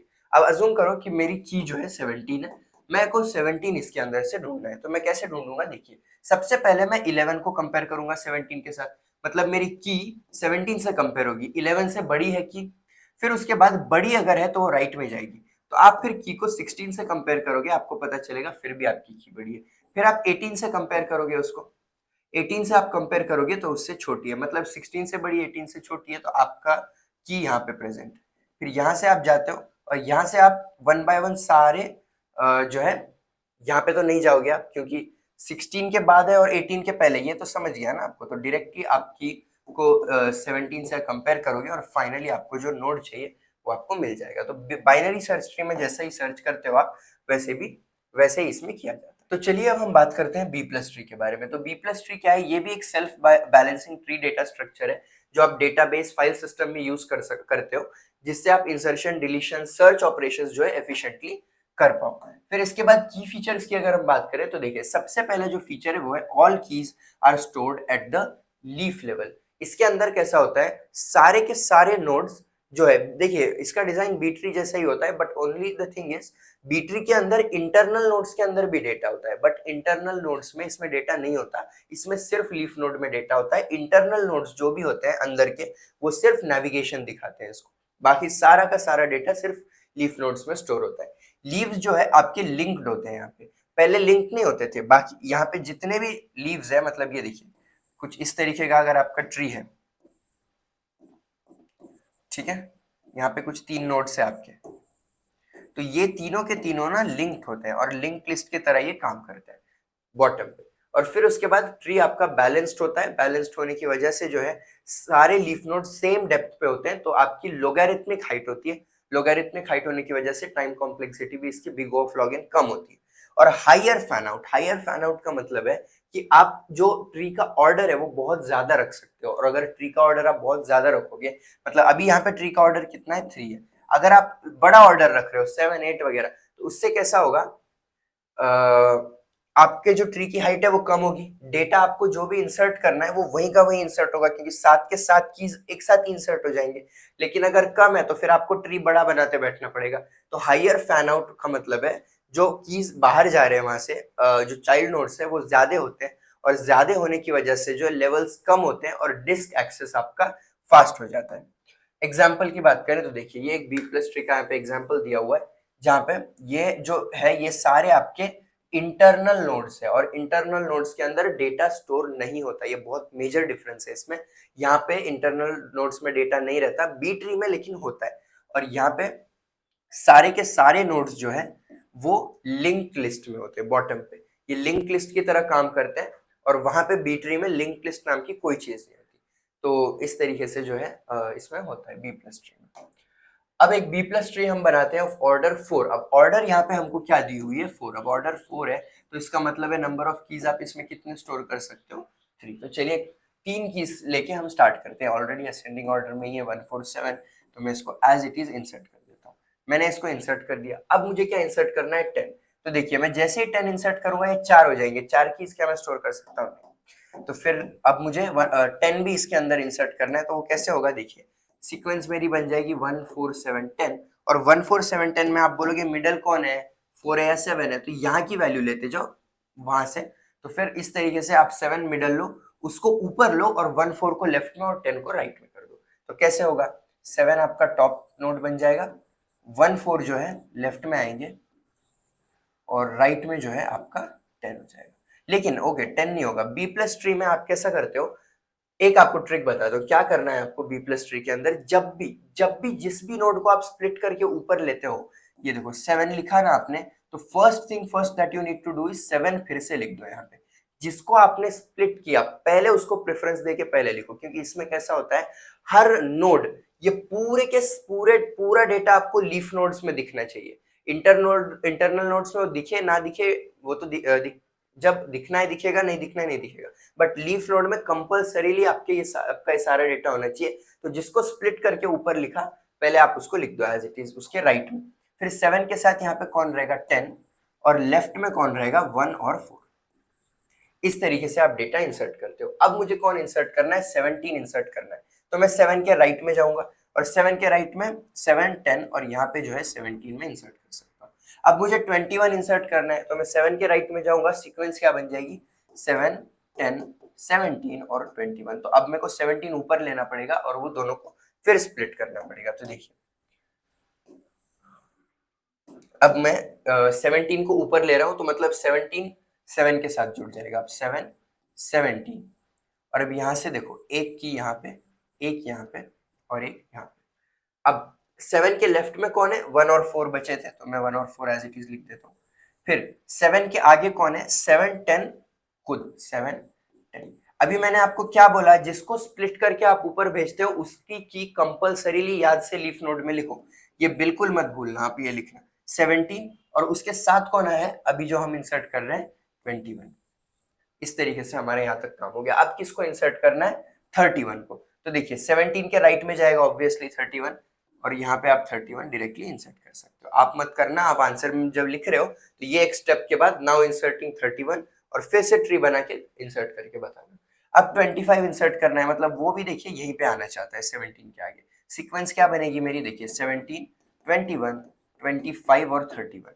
तो देखिए इसमें मिडिल वैल्यू कौन सी है, 25। तो आप 25 को ऊपर लोगे, दोनों को स्प्लिट कर दोगे। लेकिन इसके बाद और एक चीज क्या होगी, 7 17 25, अब ये तीनों साथ हो जाएंगे, ठीक है। तो चलिए मैं कैसा करता हूँ, ये रब कर देता हूँ और यहाँ पे वो ट्री लेके आता हूँ।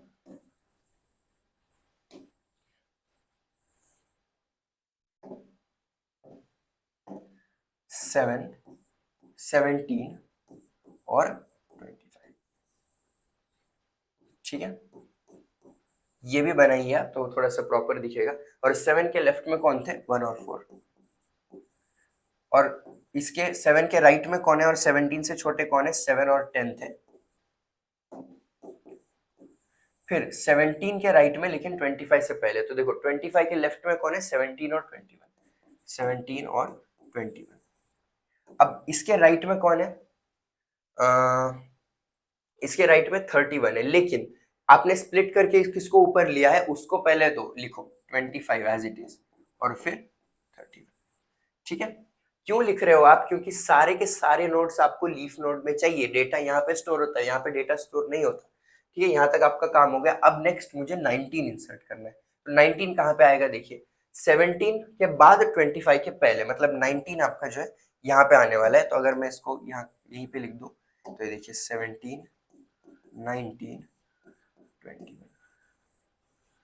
इसके बाद कौन है, अब मुझे 20 इंसर्ट करना है, तो 20 भी यहीं पे आना चाहता है। तो सीक्वेंस क्या बन गई मेरी, 17, 19, 20, 21। अब 20 आपका मिडल वैल्यू है, उसको स्प्लिट करके आप ऊपर ले लेना। अभी आप ये जैसे ही करोगे तो ट्री कैसा बनेगा आपका, देखिए। तो चलिए 20 को स्प्लिट करके हम सब में पहले ऊपर लेंगे, 20 तो यहाँ पे आ जाएगा। फिर देखिए 20 के लेफ्ट में कौन है और राइट में कौन है, बताइए। लेफ्ट में 7, 17 और राइट में 25, 7, 17 और राइट में बस 25 लिख रहा हूँ मैं। अब आप बोलोगे कि यार इसके साथ 20 क्यों नहीं लिखा, क्योंकि 20 हमने स्प्लिट करके ऊपर लिया है। तो देखिए आपका काम है इसको लीफ नोड में डालना है, यहाँ बीच में डालने में कोई सेंस नहीं है, इंटरनल नोड में। तो लीफ नोड में जब आप जाओगे तब आपको फिर से करना पड़ेगा, ठीक है। तो अभी देखिए 7, 17 है, मतलब लेफ्ट में बीच में, और यहाँ पे कुछ ना कुछ आने वाला है। अब यहाँ से देख के मैं करता हूँ। तो देखिए 7 के राइट में कौन है, 1 और 4, और उसके बाद कौन है, 7, 10। फिर उसके बाद है 17 और 19। अब देखिए मैं 21 नहीं लिख रहा हूँ, क्योंकि 21 यहाँ के लेफ्ट नोड में आएगा, तो मैं 21 यहाँ पे लिख दूंगा। और ओके 21 के साथ मुझे और कौन लिखना है, 20, क्योंकि ये हमने स्प्लिट करके ऊपर लिया था। तो देखिए 20 यहाँ पे आ जाएगा, 21 यहाँ पर, और फिर उसके बाद राइट में कौन आएगा, 25 और 31, और साथ में 25, 31 के 25, 31,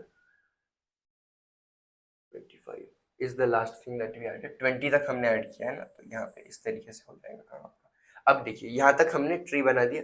अब इंसर्ट करना है 28। अब 28 कहाँ इंसर्ट करोगे आप, 20 से 25, 25 से यहाँ पे जाओगे, और यहाँ पे आपका 28 आने वाला है। तो मैं डायरेक्टली कर दूं इंसर्ट, कैसे, 25, 28, 31।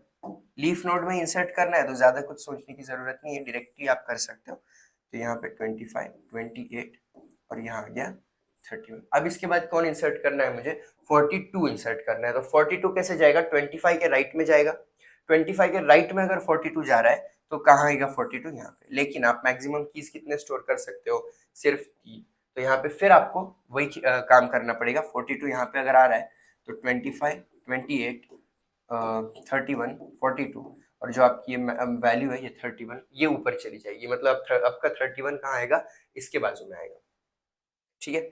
और वो जैसे ही आएगा हमको फिर से जो ट्री को फिर से रीडिजाइन करना पड़ेगा। तो चलिए वही करते हैं। अब ये मैं देता हूँ।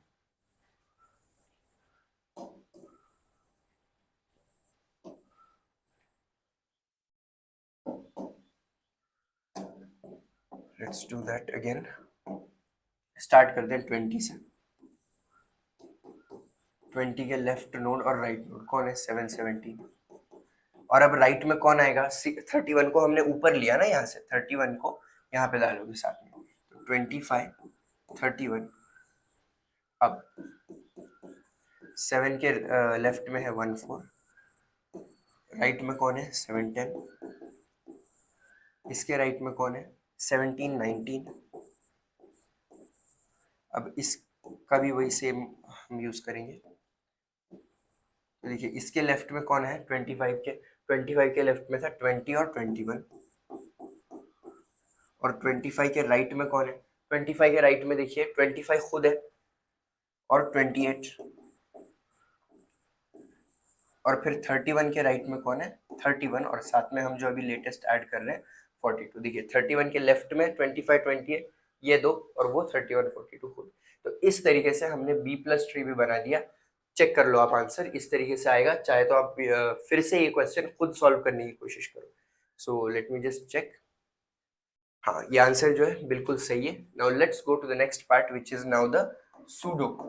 तो चलिए अभी हम इंसर्शन देखते हैं। तो एल्गोरिदम इंसर्ट, क्या इंसर्ट करना है आपको, रूट रखोगे आप, और आपकी जो की आपको इंसर्ट करना है वो दो पैरामीटर्स आप ले रहे हो। तो फर्स्ट थिंग फर्स्ट, जैसा हमने पहले देखा था, आप चेक करते हो अगर आपकी रूट नल है। रूट नल है इसका मतलब क्या है, ट्री बिल्कुल एम्प्टी है, इसके अंदर कुछ नहीं है। तो जो भी आप नोड इंसर्ट करोगे डायरेक्टली वो क्या होगा, रूट नोड होगा आपका। तो वही यहाँ पे आपको करना है, रूट अलोकेट लीफ नोड। ठीक है, एक लीफ नोड आप अलोकेट कर रहे हो, वो आपका रूट बन जाने वाला है। क्यों? क्योंकि कुछ है ही नहीं, इसलिए वो डायरेक्टली रूट बन रहा है। बस जैसे ही आपने नोड बना दिया, अब इसके बाद आप की इंसर्ट कर दोगे लीफ के अंदर। सो इंसर्ट की इन लीफ रूट कॉमा की, फिर इसके बाद रूट आप रिटर्न कर दोगे। क्या होने वाला है रूट आपका, जो लेटेस्ट की आपने इंसर्ट की वो। तो ये कब होगा, जब रूट नल है, मतलब ट्री एम्प्टी है। अब देखो ट्री एम्प्टी नहीं है, तो इस केस में आप क्या करोगे, आप लीफ नोड ढूंढोगे जहां पे सही से आपका इंसर्शन करना है। मतलब ट्रेवर्स करते हुए लीफ नोड में जाके इंसर्शन करना है। देखिए बी प्लस ट्री में आपको हमेशा लीफ नोड में ही इंसर्ट करनी होती है चीजें। तो लीफ, वो लीफ नोड आप ढूंढोगे जहां पे आपको इंसर्ट करना है। So find leaf node root comma key. So let's say that this is a function find leaf node, जो आपको सही लीफ नोड फाइंड करके देगा। और फिर अब आप चेक करोगे कि क्या ये लीफ नोड के अंदर स्पेस है की इंसर्ट करने के लिए, या वो भर चुका है। So if leaf has space,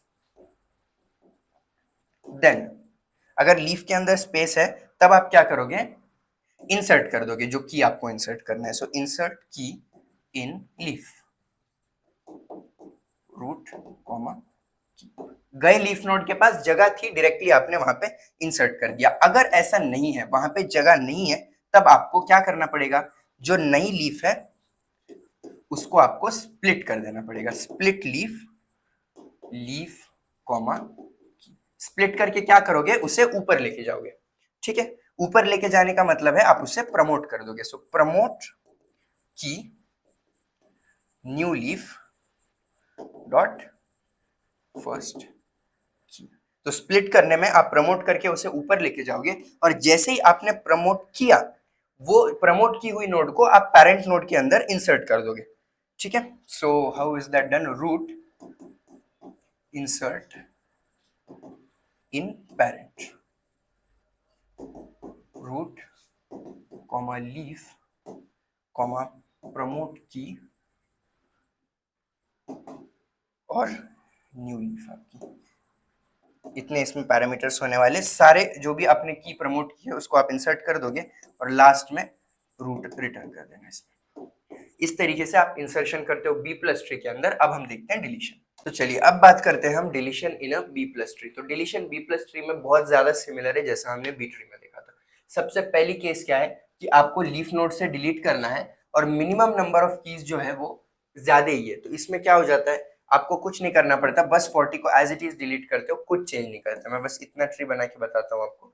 तो कैसे हो जाएगा, 35 45 साथ में रहेंगे यहाँ पर, और लेफ्ट में कौन रहेगा, इसके लेफ्ट में रहेगा 25 और 30। राइट मतलब बीच में, यहाँ पे बस 35 आ जाएगा क्योंकि हमने दूसरा डिलीट कर दिया, और यहाँ पे आ जाएगा आपका 45 और 55। तो इस तरीके से जो है बी प्लस ट्री हो जाता है डिलीशन के बाद।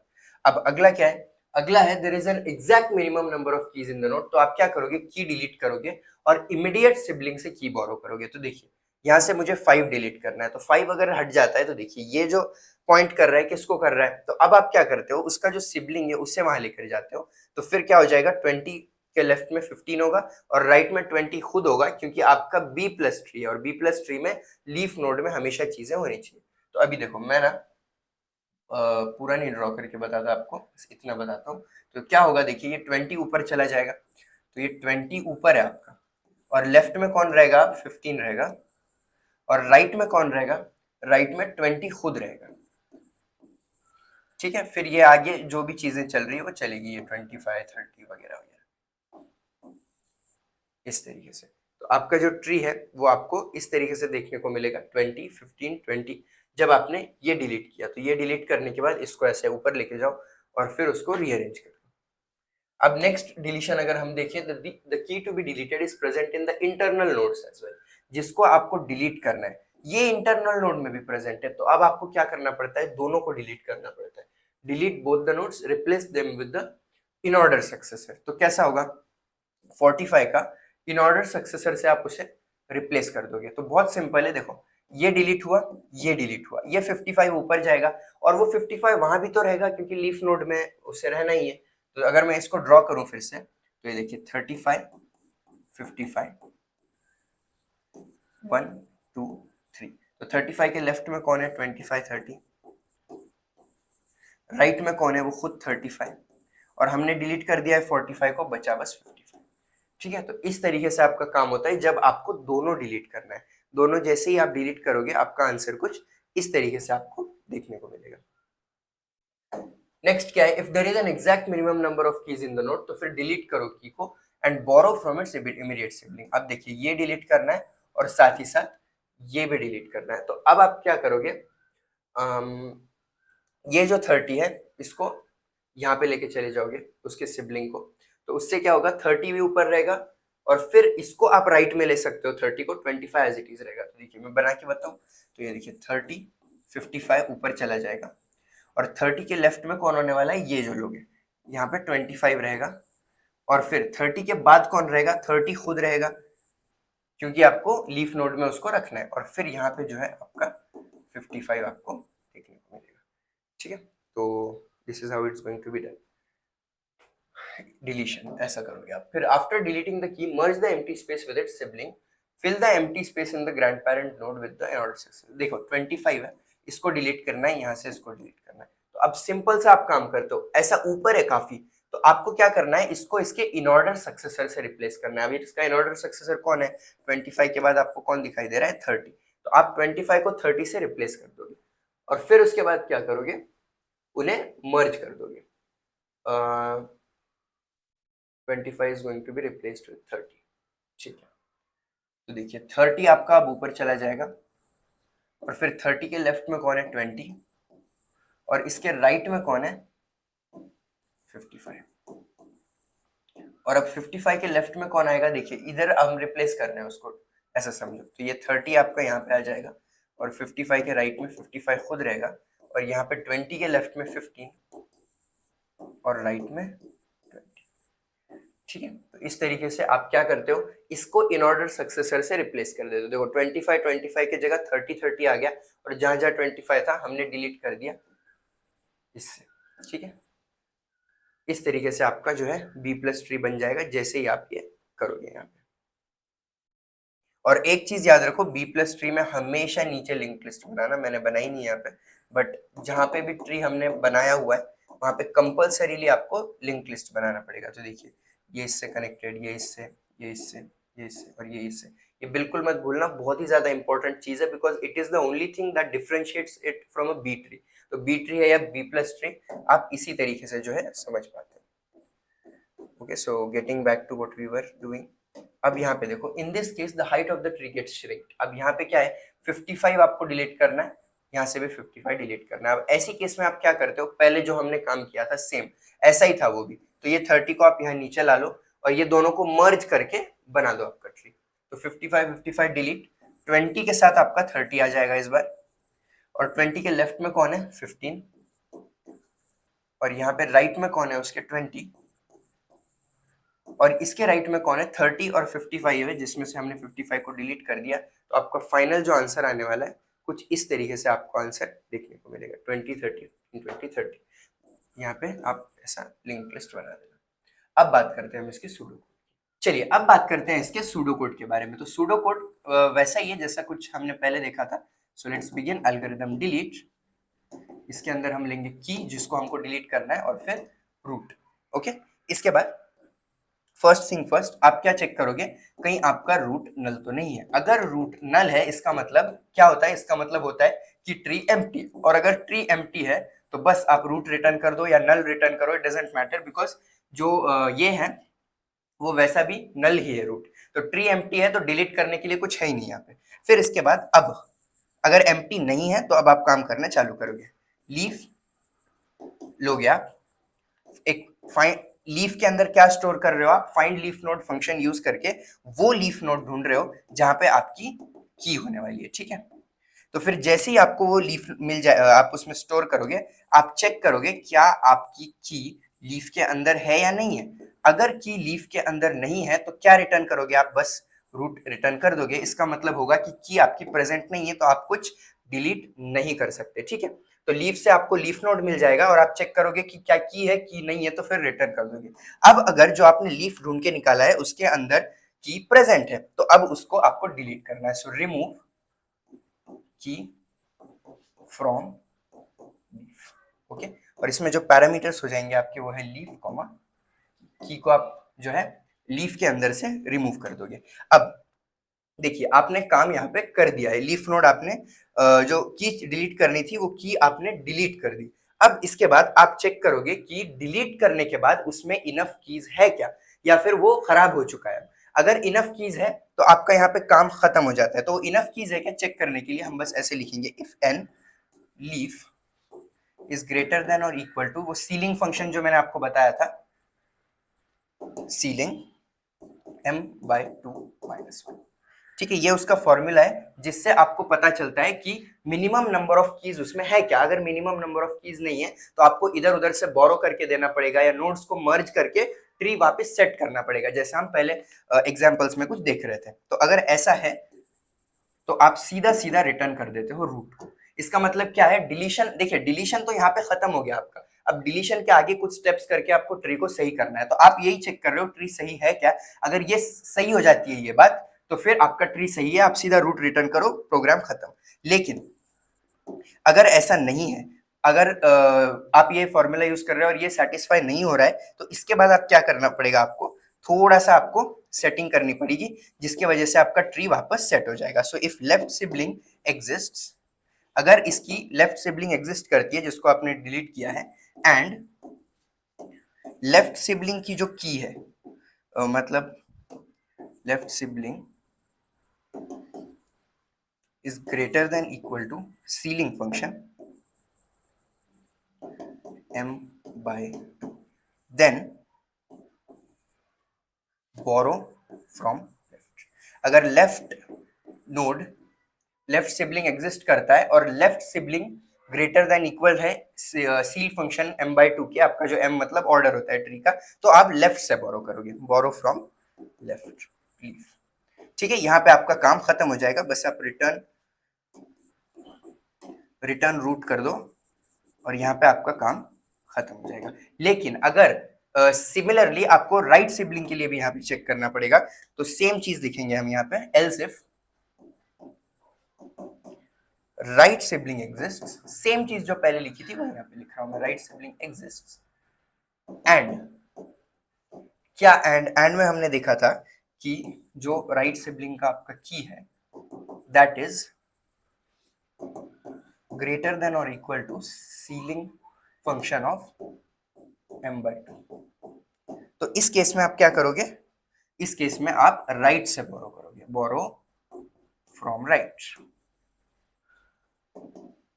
किसको, लीफ, और बस हो गया। रिटर्न क्या करोगे, रूट को। इस तरीके से यहाँ पे आप काम करते हो।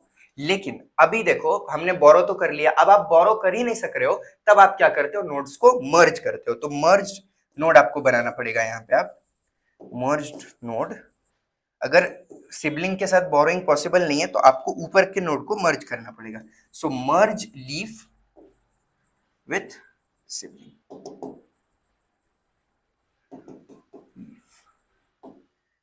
ओके। एंड लास्ट में आप क्या करोगे, पैरेंट जो है रूट नोड जो है उसको अपडेट कर दोगे। सो रूट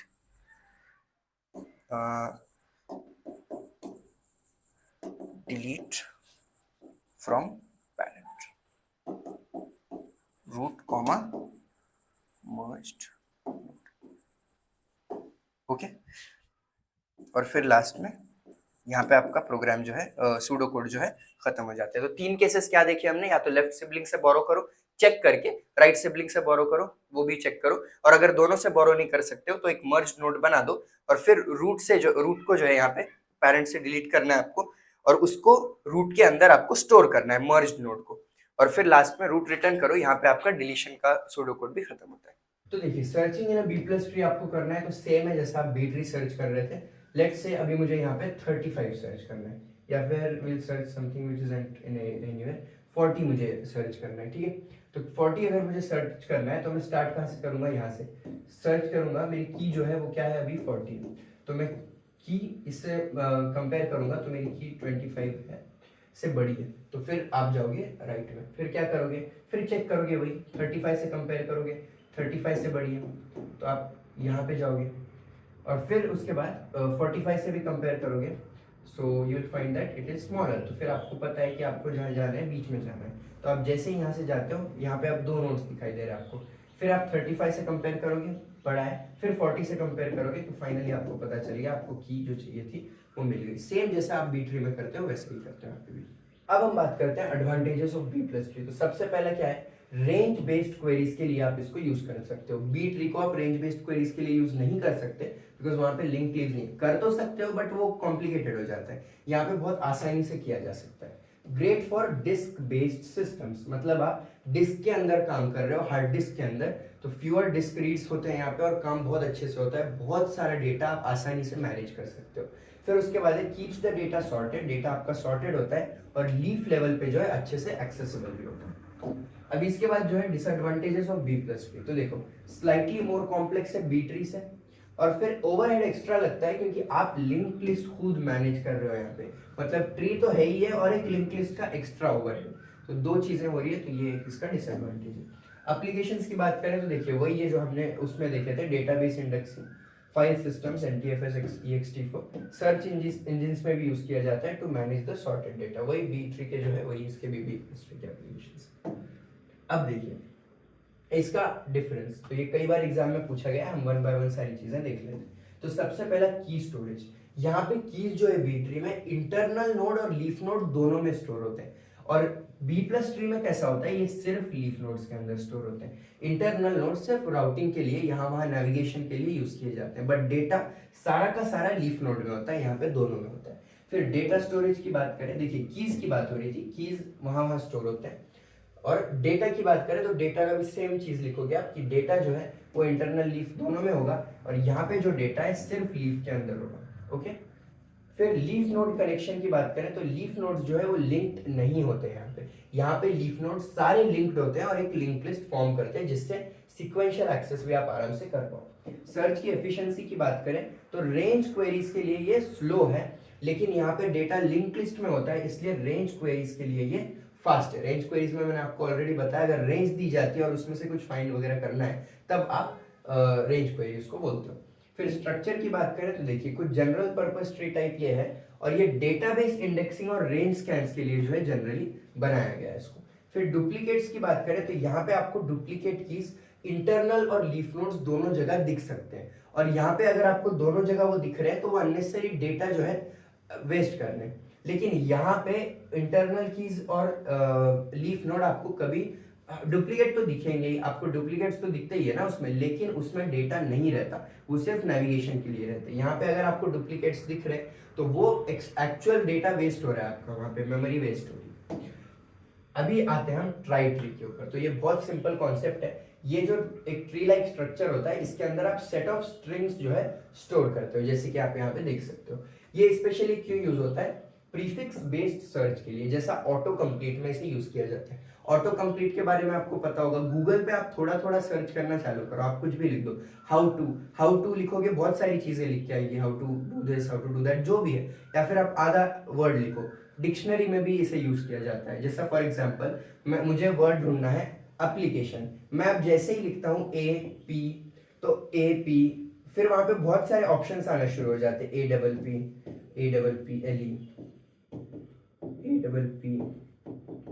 LICETION, मतलब ऐसा वो ऑप्शंस दिखाना चालू करता है, जबकि मैं ये सिर्फ दो चीजें लिख रहा हूँ। तो वो वही है, आप AN लिखते हो तो फिर उसको पता है कि और कौन से कॉम्बिनेशन से इनको AND लिखना होगा, ANT लिखना होगा। फिर स्पेल चेकिंग वगैरह में भी इसे यूज किया जाता है, डिक्शनरी लुकअप्स, IP राउटिंग के अंदर, जहाँ पे आपके IP एड्रेस के लिए कौन सा बेस्ट रूट है वो दिखाया जाता है। तो ये सारी चीजें ट्राई कर सकते हैं। फिर की पॉइंट्स की बात करें तो देखो, ईच नोड जो है ट्राई में वो एक कैरेक्टर ऑफ अ स्ट्रिंग दिखाता है। The path from root to a node forms a prefix. Root से आप कोई भी नोड पे जाओ, देखो ये रूट से आप जो भी जिस भी नोड पे जाते हो वो क्या होता है आपका प्रीफिक्स। और लास्ट में एक टर्मिनल फ्लैग आप यूज करते हो, is end of word is equal to true, जिससे पता चलता है कि आपका वर्ड यहाँ पे बन चुका है। तो यहाँ पे मेरा जो वर्ड है देखो ANT एंट है, तो यहाँ पे हम एक फ्लैग रख देंगे वो जो था is end of word is equal to true. तो इससे क्या हो जाएगा, इससे हमें समझ जाएगा कि यहाँ पे जो है आके वर्ड बन चुका है। अब एडवांटेजेस की बात करें तो फास्ट लुकअप से बिग O ऑफ L, जहाँ पे L क्या है, लेंथ ऑफ द वर्ड। उसके बाद ये प्रीफिक्स बेस्ड सर्च के लिए बहुत अच्छा है, ऑटो कंप्लीट सपोर्ट करता है, स्पेल चेकिंग सपोर्ट करता है और डिक्शनरी का इंप्लीमेंटेशन भी करता है। तो डिक्शनरी का इंप्लीमेंटेशन सिंपल वर्ड्स में समझे तो एक्चुअल डिक्शनरी ही समझ लो। उसमें आप जिस तरीके से वर्ड ढूंढोगे वही तरीके से आप डेटा स्ट्रक्चर्स में भी डिक्शनरी का इंप्लीमेंटेशन समझ सकते हो। फिर स्पेल चेकिंग का भी वही लॉजिक है, ऑटो कंप्लीट तो मैंने बता दिया। आप जब गलत स्पेलिंग लिखते हो तो उसको कॉम्बिनेशंस दिखते हैं दूसरे की, इनको ये लिखना होगा, तो वो भी स्पेल चेकिंग के लिए ट्राई ही यूज किया जाता है। डिसएडवांटेजेस की बात करें तो मेमोरी यूसेज बहुत ज्यादा होता है अगर आप स्पार्स स्ट्रिंग्स यूज कर रहे हो तो। फिर उसके बाद ये कॉम्प्लेक्स हो सकता है वर्ड को डिलीट करना कैसा, हम आगे देखने वाले हैं, इंसर्ट डिलीट सर्च वगैरह। एप्लीकेशंस की बात करें तो ऑटो कंप्लीशन गूगल के सर्च बार पे। फिर स्पेल चेकर्स में, IP राउटिंग में जहां पे वो आपको IP एड्रेस के बेसिस पे बेस्ट रूट बताता है कौन सा होगा। फिर वर्ड गेम्स जैसा बॉगल, स्क्रैबल, इसके अंदर कैसा होता है, लेटर्स दिए जाते हैं आपको, वो लेटर्स का यूज करके कौन से बेस्ट वर्ड्स बन सकते हैं आप बनाते हो वो गेम में, तो वहां पे भी ट्राई का यूज करके जो है आप वर्ड्स बना सकते हो। फिर उसके बाद आते हैं हम इंसर्शन के ऊपर। तो देखो यहाँ पे बोला गया insert and in a trie and then that and. तो कैसा करोगे आप, फर्स्ट थिंग फर्स्ट आपको एक रूट नोड बनाना है। फिर रूट नोड बनाने के बाद चेक करो जो इंसर्ट करना है उनके फर्स्ट लेटर्स ए। तो देखो मैं यहाँ पे ए इंसर्ट कर रहा हूँ, फिर उसके बाद मैं यहाँ पे एन इंसर्ट कर देता हूँ। अब देखो मुझे एंड और एंड ये दोनों का प्रीफिक्स क्या है, सेम है, ए एन है, तो मुझे फिर से यहाँ पे एन करने की जरूरत है क्या, बिल्कुल नहीं। मैं अब इसी को कंटिन्यू करूंगा और यहाँ पे मैं डी लगा सकता हूँ जिससे एंड बन जाएगा, और यहाँ पे मैं टी लगा दूंगा जिससे एंड बन जाएगा। तो देखिए यहाँ पे हमने एंड बनाया और यहाँ पे एंड हो गया। यहाँ पे is end of word is equal to true रख दोगे तो समझ में आएगा कि यहाँ पे आपका हो चुका है। और वहां पे क्या बोला है, then insert dad and do, तो डैड के लिए मैं डी इंसर्ट करूंगा, फिर उसके बाद ए इंसर्ट कर देता हूँ यहाँ पर और यहाँ पे डी इंसर्ट कर देता हूँ। तो ये देखिए यहाँ पे डैड बन गया और इसी के आगे मैं अगर ओ लगा दूँ यहाँ पे तो यहाँ पे डू भी बन गया। तो देखिए यहाँ पे हमने डैड भी इंसर्ट कर दिया और डू भी कर दिया। इस तरीके से जो है आप एक ट्राई ट्री में डेटा इंसर्ट करते हो। फिर सर्चिंग में कैसा है, सर्चिंग में तीन चीजें होती है, दो चीजें होती है सॉरी। या तो आप प्रीफिक्स सर्च कर रहे हो, मतलब आप थोड़ा सा इतना पार्ट सर्च कर रहे हो, या तो आप कंप्लीट वर्ड सर्च करने वाले हो। तो अगर आप प्रीफिक्स सर्च कर रहे हो, जैसा मुझे DA सर्च करना है यहाँ पे प्रीफिक्स, तो कैसा होगा, रूट नोड से स्टार्ट करोगे, डी आपको मिला, ए आपको मिला, और जैसे ही आपका सर्च करना हो जाता है आप उसे रिटर्न करते हो ट्रू। जैसे ही आपको मिल गया आप जो है रिटर्न कर दोगे। तो ये सिंपल है प्रीफिक्स सर्च करना। वर्ड जब आपको सर्च करना होता है ना तो आपको चेक करना पड़ता है कि इस वर्ड एंड जो है वो ट्रू है क्या, तो उसी से आपको समझेगा वर्ड वहां पे खत्म हो गया। अब मुझे सर्च करना है यहाँ पे डैड, तो ये DAD, और ये फ्लैग की वजह से पता चलता है कि हम एंड में आ चुके हैं और हमें वो वर्ड मिल चुका है सर्च करने के बाद। अब डिलीशन की बात करें तो देखिए डिलीशन में तीन अलग अलग टाइप्स है। या तो आपका वर्ड प्रीफिक्स होगा दूसरे वर्ड्स का, या तो आपका वर्ड एक कॉमन प्रीफिक्स कुछ ना कुछ उनके साथ शेयर करेगा, या तो वर्ड कॉमन प्रीफिक्स शेयर ही नहीं करेगा। तो कैसे डिलीट करोगे, देखो सबसे पहली केस है the deleted word is a prefix of other words. अब जैसा मुझे एन डिलीट करना है यहाँ पे, ठीक है, एन को मुझे डिलीट करना है, लेकिन मैं अगर ये एन डिलीट कर देता हूँ यहाँ से तो ये एंड और एंट भी डिलीट हो जाएंगे। तो फिर क्या करना है आपको, इसमें सिंपल लॉजिक, मुझे एन डिलीट करना है। तो यहाँ पे मेरे इसको ट्री को पता है कि एन एक वर्ड है, तो यहाँ पे भी जो इज एंड ऑफ वर्ड है वो ट्रू रखा हुआ होगा, यहाँ पे ट्रू होगा ना वो, इसलिए तो उसको ए एन एन है ये पता है, तो ये ट्रू है, तो इसको आप ना जो है हटा दोगे ये फ्लैग को, तो उसके वजह से क्या होगा, उसको ये नहीं समझेगा कि यहाँ पे वर्ड है और आप ये जो है एन डिलीट कर रहे हो, मतलब एन एज अ वर्ड आप डिलीट कर रहे हो, लेकिन एंड और एंट रहेंगे वहां पर, नहीं तो वहां पे भी डिस्टर्बेंस होगा अगर आप उन्हें भी डिलीट कर दोगे, तो इस तरीके से जो है आप डिलीट करते हो। फिर उसके बाद अगला जो है वो है the deleted word shares a common prefix. अब जैसा यहाँ पे मुझे एंड डिलीट करने को कहा जा रहा है, अगर मैं ये एंड डिलीट कर देता हूँ तो क्या होगा, ये एंड में डिस्टर्बेंस आएगा, एंड में डिस्टर्बेंस आएगा, तो आपको क्या करना है, एंड के अंदर जो प्रीफिक्स या कुछ भी चीज जो कॉमन नहीं है दूसरों में, बस आप उसे डिलीट कर दोगे। तो एंड में ए एन डी, डी को मैं डिलीट करूंगा क्योंकि डी के डिलीट करने से कुछ यहाँ पे डिस्टर्बेंस नहीं आ रहा, ना ही एंड में ना ही एंड में, तो फिर आप ये डी डिलीट कर दोगे और आपका एंड जो है वो डिलीट हो जाएगा ट्राई में से। फिर उसके बाद है the deleted word doesn't share any common prefix, जैसे कि आप देख सकते हो ये मुझे अगर डिलीट करना है तो इसका कुछ प्रीफिक्स ही नहीं है, गीक, ओके, तो फिर इसको मैं एज इट इज डिलीट कर दूंगा जैसा है वैसा, क्योंकि दूसरों पे कुछ प्रॉब्लम ही नहीं है, तो इजीली ये डिलीट किया जा सकता है। अब देखिए ये एग्जाम में ही आया हुआ क्वेश्चन है, इसमें आप कैसा डेटा इंसर्ट करोगे मैं बताता हूँ। फर्स्ट थिंग फर्स्ट, एक रूट नोट बना दो। रूट नोट बनाने के बाद यहाँ से आप चेक करो कि जो भी आपको वर्ड्स बनाने को कहा गया है वो उनके स्टार्टिंग लेटर्स कौन से, या तो हमारा बी है या तो एस है, तो ट्राई करो कि आप अल्फाबेटिकल ऑर्डर मेंटेन कर रहे हो, तो बी लेफ्ट में डाल रहा हूँ मैं और एस को मैं राइट में डाल रहा हूँ। अब देखिए बी के आगे के लेटर्स कौन से, यहाँ पे ई है, आई है, यू है, मतलब ई आई और यू, तो वही अल्फाबेटिकल ऑर्डर में ही रखते हैं, तो ई में रखता हूं एक बार मैं आई ले लेता हूं और उसके बाद मैं यू लेने वाला हूं। अभी देखिए जो भी वर्ड्स बनाने, बेयर है और फिर बेल है ई के बाद, तो देखिए ए आर आप रख सकते हो, फिर यहाँ पे लेफ्ट में मैं इसमें एल रखता हूँ, यहाँ पे भी एल रख देता हूँ, तो देखिए मैंने बेयर बना दिया, बेल बना दिया, अब मुझे क्या बनाना है, बिड बनाना है, तो मैं यहाँ से डी रख सकता हूँ, बिड हो गया। फिर इसके बाद बुल बनाना है, तो ये यू से भी मैं कनेक्ट कर दूँ तो यहाँ पे आ जाएगा, यहाँ पे भी आ जाएगा। तो देखिए बी के मैंने सारे वर्ड्स बना दिए क्या, 1 2 3 4 5, ओके। और एक है, ठीक है, और एक अगर है तो मुझे यहाँ पे दो में मैं रखता हूँ इसको, एल एल और यहाँ पे वाई रख देता हूँ, तो बाय भी बन जाएगा। तो देखिए buy, bull, bid, bear, bell, इतने हमने बना दिए। अब एस से रिलेटेड बनाएंगे, तो एस के बाद ई है, टी है, टी है, ओके, तो यहाँ पे मैं ई रखता हूँ, एस ई एल एल और यहाँ पे एस टी। अब देखिए स्टॉक है और स्टॉप है, तो एस टी ओ, एक बार मैं सी रख देता हूँ और एक बार पी कर देता हूँ और इसको के साथ भी कर दूंगा, तो देखिए एस टी ओ सी के स्टॉक बन गया आपका, और यहाँ पे स्टॉप बन गया। लास्ट में ना जहाँ जहाँ वर्ड्स बने हम सब लिखते हैं, तो देखिए यहाँ पे बेयर है, यहाँ पे बेल है, यहाँ पे बिड है, यहाँ पे बुल, यहाँ पर बाय, यहाँ पर सेल और ये स्टॉक और यहाँ पे स्टॉप। तो देखिए ट्राई डेटा स्ट्रक्चर का यूज करके इस तरीके से जो है मैंने डेटा इंसर्ट कर दिया।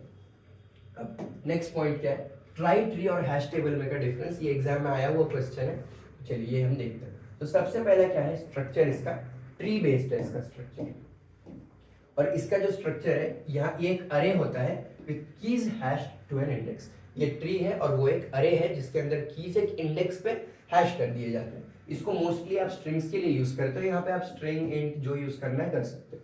फिर सर्च टाइम यहाँ पे बिग O ऑफ एल होता है, जहाँ पे एल क्या होती है आपकी लेंथ ऑफ स्ट्रिंग। यहाँ पे एवरेज आपको बिग O ऑफ 1 भी टाइम मिल जाता है, लेकिन बिग O ऑफ एन जो है आपकी वर्स्ट केस की कॉम्प्लेक्सिटी होती है कलीजन्स की वजह से। अब कलीजन्स की बात करें तो यहाँ पे कलीजन्स नाम की कोई चीज ही नहीं रहती, यहाँ पे आपको कलीजन्स देखने को मिलेंगे, फिर उनको हैंडल करना पड़ेगा। प्रीफिक्स सर्च की बात करें तो बहुत एफिशिएंट होता है, प्रीफिक्सेस सारे स्टोर होते हैं ट्राई के अंदर, यहाँ पे प्रीफिक्स होता ही नहीं है, तो ये वो प्रीफिक्स में इनएफिशिएंट है। फिर बात करें मेमोरी यूसेज की, तो ये बहुत मेमोरी यूज करेगा क्योंकि बहुत ज्यादा पॉइंटर्स इसमें होते हैं, हर जगह प्रीफिक्स, तो यहाँ पे एफिशिएंट मेमोरी हो जाती है अगर आपका वेल साइज्ड है। इसके बाद बात करें ऑर्डरिंग की, तो ये लेक्सिकोग्राफिकल ऑर्डर मेंटेन करता है, वही alphabetical order in simple words. मतलब लेटर बाय लेटर, जैसा डिक्शनरी में आपके वर्ड स्टोर होते हैं ना, वो ही होता है लेक्सिकोग्राफिकल ऑर्डर। फिर उसके बाद यहाँ पे कोई ऑर्डरिंग नहीं होती कीज की, रैंडमली कैसा भी वो स्टोर किए जाते हैं। कलीजन्स का तो बता दिया। यूज केसेस की बात करें तो देखिए auto complete, spell checker dictionary storage में यूज होता है। ये fast lookups, caches, database, sets, maps में यूज होता है।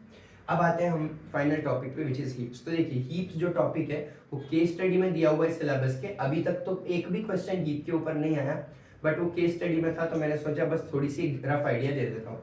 Majority of the chances are कि इस पे आएगा ही नहीं क्वेश्चन, क्योंकि पिछले 6 पेपर्स में एक भी बार नहीं आया हुआ है। But even then let's have a look at it. बहुत सिंपल टॉपिक है, एक special kind of binary tree based data structure है ये। मेनली आपको मैक्सिमम और मिनिमम एलिमेंट निकालना होता है, तब आप इसे यूज करते हो। तो बाइनरी हीप ये क्या होता है, एक कंप्लीट बाइनरी ट्री टाइप का होता है। कंप्लीट बाइनरी ट्री में क्या होता है, या तो आपके दो नोड्स होते हैं या फिर जीरो होते हैं, वो फुल बाइनरी ट्री। इसमें कैसा होता है देखिए, ट्री जो है आपका ज्यादातर लेफ्ट की तरफ होता है, और ट्राई करते हो आप उसको फुल करने का, दो नोड्स उसके होते हैं। Every level is filled except possibly the last. Heap की प्रॉपर्टी की अगर बात करें तो मैक्स हीप और मिन हीप होता है। मैक्स हीप के अंदर क्या है, हर नोड ग्रेटर होता है, मतलब बड़ा नोड, फिर उसके नीचे छोटे, मतलब 3 होगा, उसके नीचे यहाँ पे 2 है, यहाँ पे 1 है, तो आपका जो रूट नोड है वो बड़ा है, तो मैक्स हीप। अगर इसका उल्टा है, यहाँ पे 1 है, यहाँ पे 2 है, यहाँ पे 3 है, तो ये हो गया मिन।